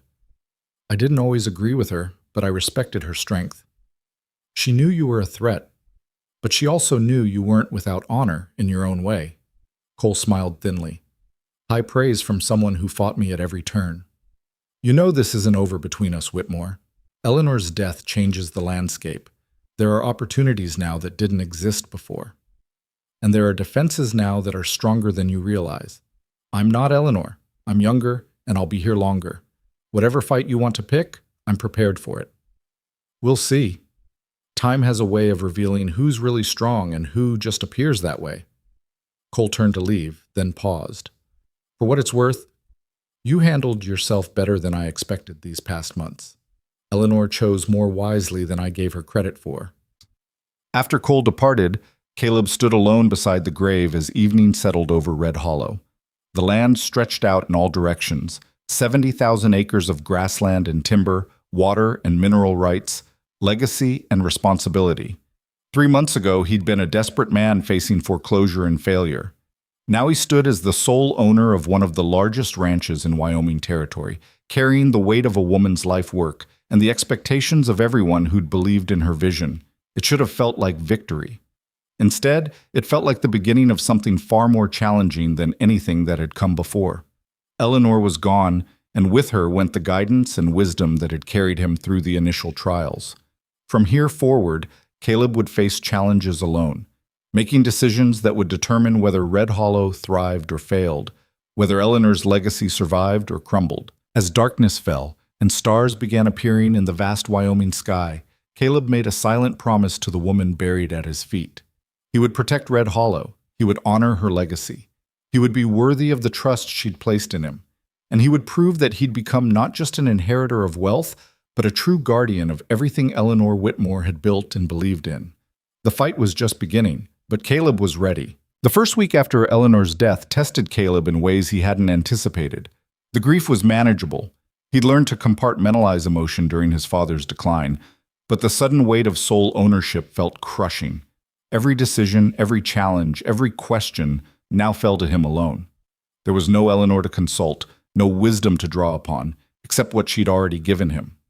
The ranch hands watched him carefully, measuring whether the man who'd married their boss would prove worthy of continued loyalty. Tom Breslin remained supportive but cautious, clearly waiting to see if Caleb would falter without Eleanor's guidance. Even the daily operations felt different, as though the ranch itself was testing whether its new master could maintain what its creator had built. On the 8th day after the funeral, Everett Shaw arrived with documents requiring Caleb's signature. The formal transfer of all properties, assets, and legal rights from Eleanor's estate to Caleb as sole beneficiary. The process was straightforward. Eleanor's will had been meticulously prepared, leaving no ambiguity about her intentions. "Congratulations, Mr. Whitmore," Shaw said as Caleb signed the final document. "You are now the legal owner of Red Hollow Ranch and all associated properties. 70,000 acres, 3,000 head of cattle, timber rights, water rights, mineral claims, and financial assets totaling approximately $2 million. By any measure, you're one of the wealthiest men in the territory." The numbers felt abstract, disconnected from reality. Caleb had gone from desperate poverty to extraordinary wealth in less than 4 months, yet he felt no triumph in it, just responsibility. "There's one more thing," Shaw continued, producing a sealed envelope. "Eleanor left this with instructions that I deliver it to you 1 week after her death. She said you'd understand why the timing mattered." Caleb took the envelope with trembling hands. Eleanor's handwriting on the front read simply, "For Caleb, to be opened alone." After Shaw departed, Caleb retreated to Eleanor's study, his study now, and opened the letter. Her elegant script filled 2 pages with words that felt like a final conversation with someone already gone. The letter began with practical matters, reminders about seasonal ranch operations, contacts for various business dealings, and warnings about specific individuals who would likely test him in coming months. Then it shifted to something more personal. "By now you understand that Red Hollow is more than property and profit. It's legacy, the physical manifestation of dreams, struggles, and determination. Malcolm and I poured our lives into this land, and you've inherited not just our wealth, but our obligation to future generations who will depend on what we've built. You came to me desperate and drowning, willing to make an arrangement that seemed mercenary and cold. But I saw something in you that day, a core of integrity beneath the desperation, a capacity for honor that circumstances hadn't yet destroyed. I gambled that given the chance, you would become more than a fortune hunter. I gambled correctly." These past months watching you grow into this role have been among the most satisfying of my life. You've proven yourself not through words but through choices, choosing to learn rather than simply inherit, choosing to fight for Red Hollow rather than sell it piecemeal, choosing honor over easy compromise. You've become the guardian I needed you to be. But I know you're struggling with questions about who you've become. Whether the hard choices you've made have corrupted something essential in your character. Whether using leverage against corrupt officials makes you no better than they are. I want to address that directly. Power without principle is tyranny. Principle without power is impotence.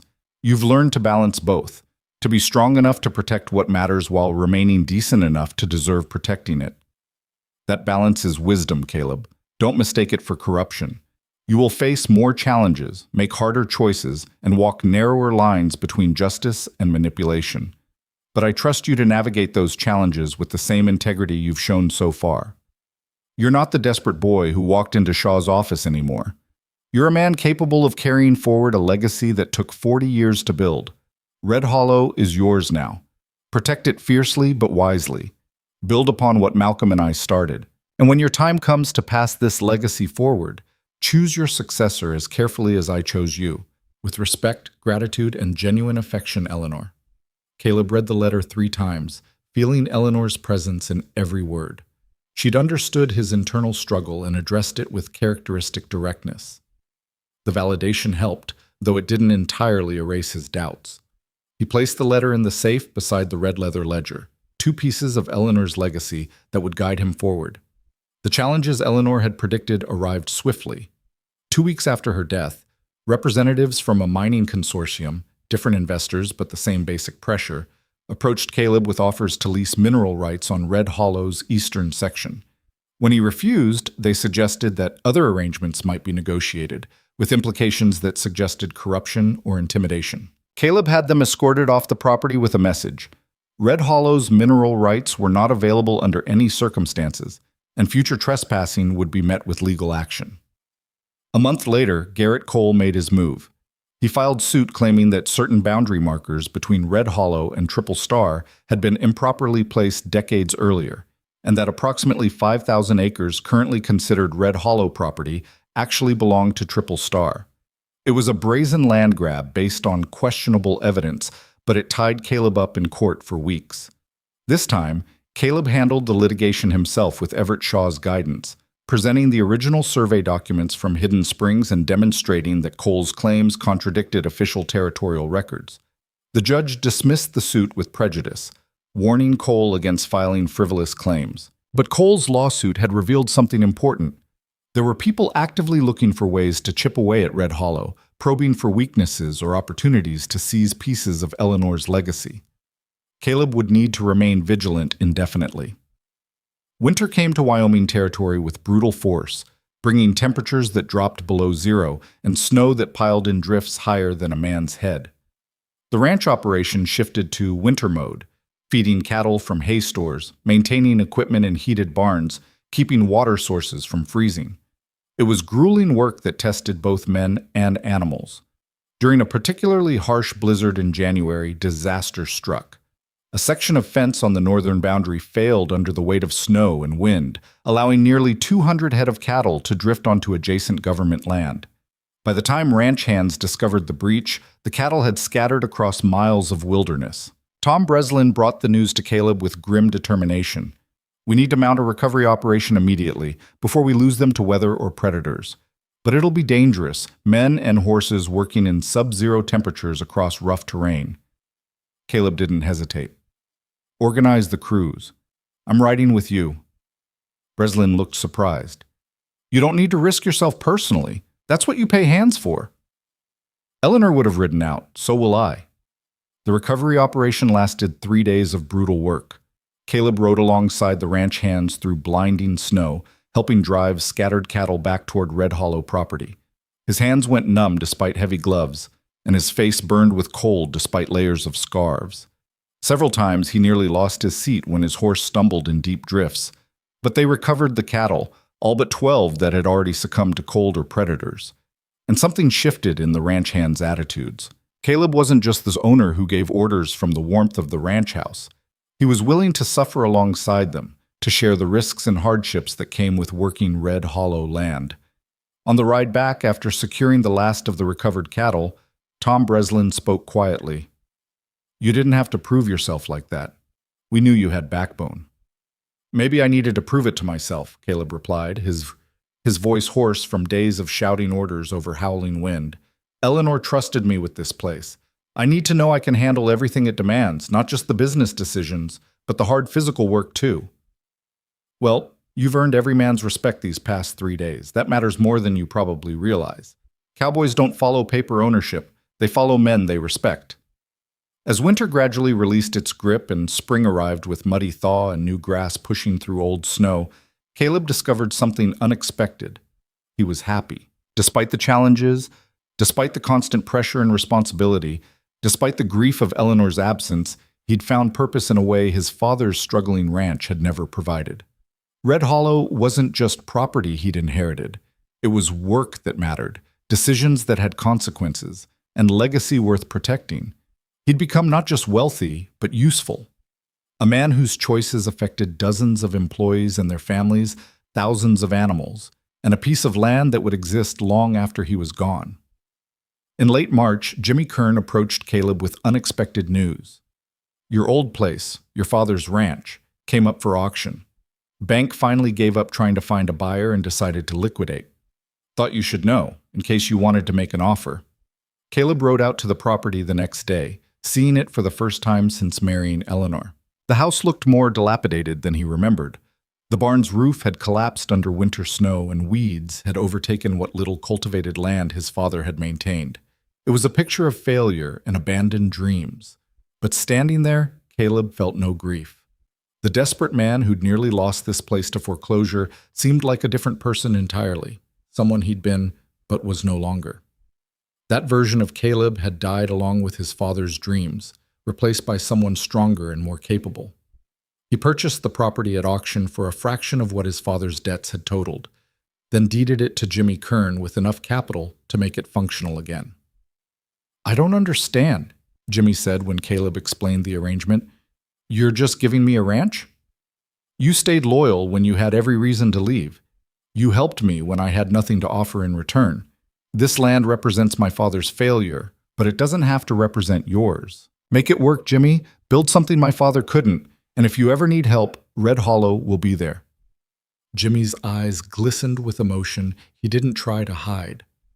"Your father would be proud of what you've become, Caleb. Maybe prouder than you realize." The gesture transformed something in Caleb's understanding of wealth and legacy. Money wasn't just for accumulation or personal benefit. It was a tool for creating opportunities, for lifting others up, for building something larger than individual success. Eleanor had understood that, and now Caleb did too. As spring progressed into early summer, Caleb made a pilgrimage he'd been postponing, riding to Hidden Springs with the map Eleanor had left him, searching for the strong box containing backup documentation of Red Hollow's most important claims and deeds. The valley was exactly as he remembered, peaceful, beautiful, and haunted by Eleanor's loss. He found the cairn marking the grave of her unborn child, now weathered by winter storms but still intact. Standing there, Caleb finally understood the full weight of what Eleanor had entrusted to him. Red Hollow wasn't just about business success or accumulating wealth. It was about creating something that mattered when children couldn't be created. It was legacy born from grief, purpose forged from loss, and determination to make meaning from suffering. He found the strongbox buried beneath a marked stone near the largest spring, exactly where Eleanor's map indicated. Inside were documents as she'd described: original land deeds, survey maps, mineral claims, and correspondence with territorial officials establishing Red Hollow's legal foundations. But there was also something else, a small leather journal in Malcolm Whitmore's handwriting. Caleb sat beside the spring and read entries spanning 3 decades. Malcolm had used this journal to record his private thoughts about building Red Hollow, the challenges he'd faced, and his hopes for the ranch's future. The final entry, dated just weeks before his death, struck Caleb with particular force. "Eleanor is stronger than I ever was. When I'm gone, she'll carry Red Hollow forward with the fierce determination that first made me love her. But I worry about what happens when she's gone too. Who will protect what we've built? Who will understand that this land isn't just property, but purpose, not just business, but legacy? I pray she finds someone worthy, someone who sees Red Hollow the way we do, as something precious and fragile that demands protection. Someone who will fight for it, not because they own it, but because it deserves fighting for. If that person exists, if Eleanor finds them, then everything we've suffered and sacrificed will have meaning that extends beyond our lives. That's all I can ask for. Caleb closed the journal with shaking hands. Malcolm had died hoping Eleanor would find exactly what she'd found. Someone who would protect Red Hollow with the same fierce commitment they'd brought to building it. The weight of that trust settled over Caleb like a benediction and a burden combined. He remained in Hidden Springs for several hours, sitting beside the spring where water bubbled up clear and cold, thinking about the journey that had brought him from desperate foreclosure to guardian of a $2 million legacy. Less than a year had passed, yet he'd been transformed so completely that the man he'd been seemed like a stranger. Before leaving, Caleb did something that felt both necessary and symbolic. He added stones to the cairn marking the child's grave, reinforcing it against future weather and time. It was a small gesture, but it represented acceptance of his role not just as Red Hollow's owner, but as keeper of its history, including the losses and grief that had shaped its creation. Summer brought the annual cattle drive to market, a massive operation involving moving 3,000 head across 60 miles of open range to the railhead at Rawlins.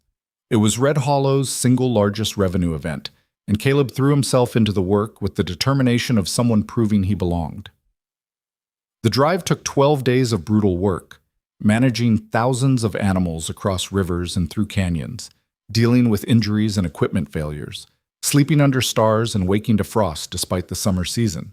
Caleb rode alongside experienced hands, learning by doing and earning grudging respect through competence rather than ownership. At the railhead, he negotiated directly with cattle buyers, using the knowledge Eleanor had drilled into him about market conditions and fair pricing. The buyers tried the same low-ball tactics they'd attempted when Caleb was new to the business, but he refused to budge, ultimately securing prices that exceeded even Tom Breslin's expectations. "You drove a hard bargain," Breslin said as they watched the cattle being loaded onto train cars. "Eleanor would have been proud. Eleanor taught me never to accept less than something's worth. These cattle represent a year of work by dozens of people.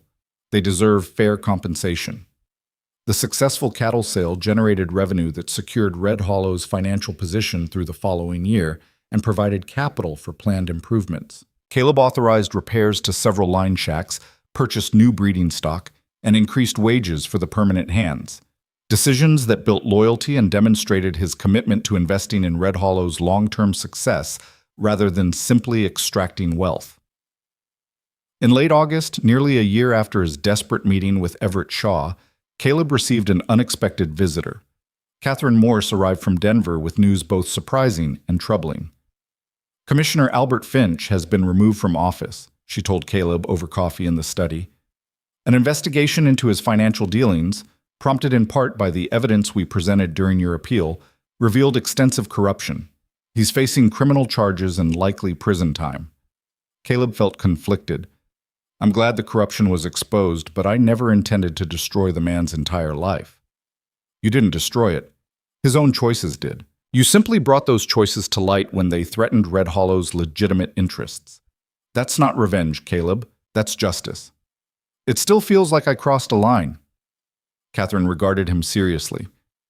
"The line you crossed was from idealism to pragmatism, from believing the system works fairly to understanding it often doesn't. And sometimes good people have to fight with imperfect tools. Eleanor knew that. Malcolm knew it. Now you know it too. That knowledge doesn't make you corrupt. It makes you effective."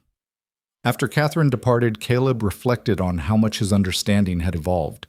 A year ago, he would have recoiled from using leverage the way they'd used Eleanor's ledger. Now he understood it as a necessary tool in protecting what mattered. The world wasn't divided neatly into heroes and villains. It was full of people making difficult choices in morally ambiguous circumstances. He'd become someone who could make those choices and live with the consequences. September brought the first anniversary of Eleanor's death, and Caleb marked it by visiting her grave with fresh flowers and spending the afternoon in quiet reflection. So much had changed in 1 year. He'd survived challenges that would have broken the desperate man who'd agreed to a marriage of convenience. He'd fought legal battles, navigated political corruption, and proven himself capable of running a complex operation. But more importantly, he'd discovered purpose that went beyond survival or wealth accumulation. Red Hollow had become his life's work, his legacy to protect and build upon, his connection to people, Eleanor and Malcolm, who trusted him with something precious. Standing beside Eleanor's grave as autumn wind rustled through prairie grass, Caleb spoke aloud to someone who could no longer hear but whose presence he still felt in every corner of the ranch. "I've kept my promises, Shalom. Red Hollow stands strong, protected against everyone who tried to take pieces of it. The water rights are secure, the boundaries defended, the operation profitable. I've honored your legacy the best way I know how, but I want you to know it became more than obligation. Somewhere in this journey, I stopped protecting Red Hollow because I promised you I would, and started protecting it because I genuinely believe it deserves protection. This land, this legacy, the people who depend on it, they matter to me now in ways I never expected. You gave me more than wealth, Eleanor. You gave me purpose, and taught me that legacy isn't about accumulation, but about building something that outlasts individual lives. I understand now why you and Malcolm poured everything into this ranch. I understand why it was worth protecting at any cost. Thank you for taking a chance on a desperate stranger. Thank you for seeing potential where others saw only a fortune hunter. And thank you for trusting me with something that mattered more to you than life itself." The words carried away on the wind, and Caleb felt something release inside him, the last residue of doubt about whether he deserved what he'd inherited. He did deserve it, not through birth or luck, but through choices made and challenges overcome. He'd earned Eleanor's trust by honoring it. In October, Garrett Cole made a final attempt to challenge Red Hollow's dominance. He organized a coalition of smaller ranchers, using appeals to fairness and shared resources, to pressure territorial officials into reconsidering water allocation across the region. It was a more sophisticated approach than his previous frontal assaults, and it gained traction among politicians eager to appear sympathetic to small operators. Caleb responded not with legal threats, but with practical action. He organized a meeting of regional ranchers, including his allies Porter and Cross, and proposed a cooperative water-sharing agreement that would guarantee access to Sweetwater Creek tributaries during drought conditions while preserving Red Hollow's primary rights. It was a compromise that gave smaller ranchers assurance of access without surrendering Red Hollow's legal claims. The proposal undercut Cole's coalition by offering exactly what its members claimed to want: fair water access, while maintaining Red Hollow's fundamental position. Most of the smaller ranchers accepted the agreement, leaving Cole isolated and exposed as someone motivated by personal ambition rather than community welfare. The territorial officials, seeing the ranchers resolve the issue themselves, dropped the matter entirely. Cole's attempt to rally support against Red Hollow failed spectacularly, and his reputation suffered from the transparent manipulation. After the cooperative agreement was finalized, Samuel Porter approached Caleb with undisguised admiration. "That was masterful. You could have fought Cole through courts and political pressure, but instead you solved the underlying problem his coalition was exploiting. Eleanor would have done exactly the same thing. Eleanor taught me that the best way to defeat enemies is to eliminate their reasons for opposing you. Cole wanted to paint Red Hollow as a selfish monopoly. The water-sharing agreement proves we're willing to be good neighbors while still protecting our legitimate interests. You've become quite the strategist. When you first married Eleanor, I wasn't sure you had the backbone to handle what was coming. I was wrong. You've got backbone and brains. That's a dangerous combination for your enemies." The winter of 1893 proved milder than the previous year, allowing Caleb to focus on long-term planning rather than crisis management. He worked with Tom Breslin to develop 5-year improvement plans, consulted with Everett Shaw about legal protections for Red Hollow's various claims, and even brought in agricultural experts to advise on sustainable land management practices. The ranch prospered under his stewardship. Cattle numbers increased through successful breeding programs. Timber contracts generated steady revenue.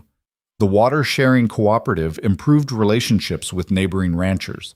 Red Hollow's reputation shifted from that of an embattled widow's ranch to a well-managed operation under capable leadership. But Caleb's most significant decision came in February 1893, when mining representatives made their annual pilgrimage seeking access to Red Hollow's mineral rights.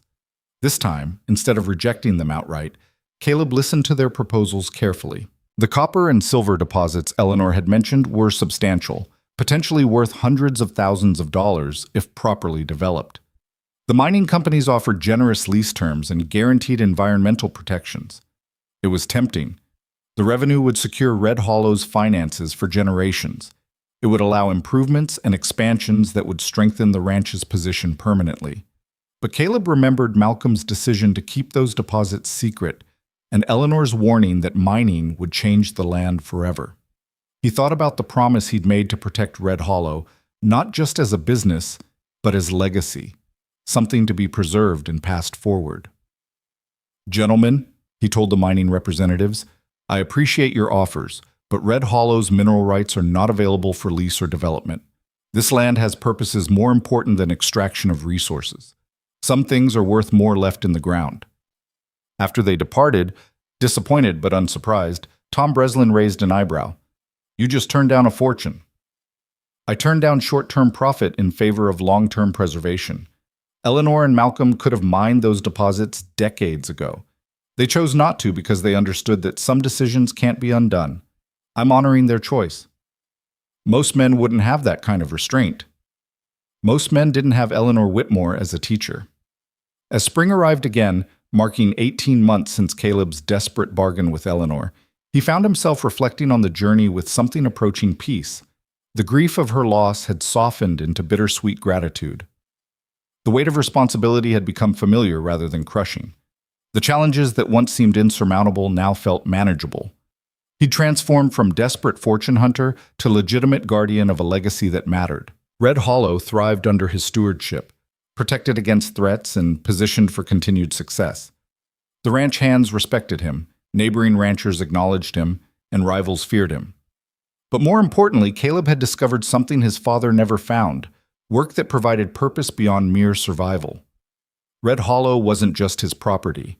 It was his life's mission, his contribution to something larger than himself, his answer to questions about meaning and legacy. On a warm afternoon in May, Caleb rode out to Hidden Springs alone, carrying Malcolm's journal and Eleanor's final letter. He sat beside the spring where water emerged from underground darkness into light, surrounded by the peaceful valley that held so much of Red Hollow's secret history. He read Malcolm's hopes for finding someone worthy to protect their legacy. He read Eleanor's confidence that he'd become that person. And he made a silent commitment to both of them that when his own time came to pass Red Hollow forward, decades from now, he hoped, he would choose as carefully as Eleanor had chosen him. The sun moved across the sky as Caleb sat in contemplation.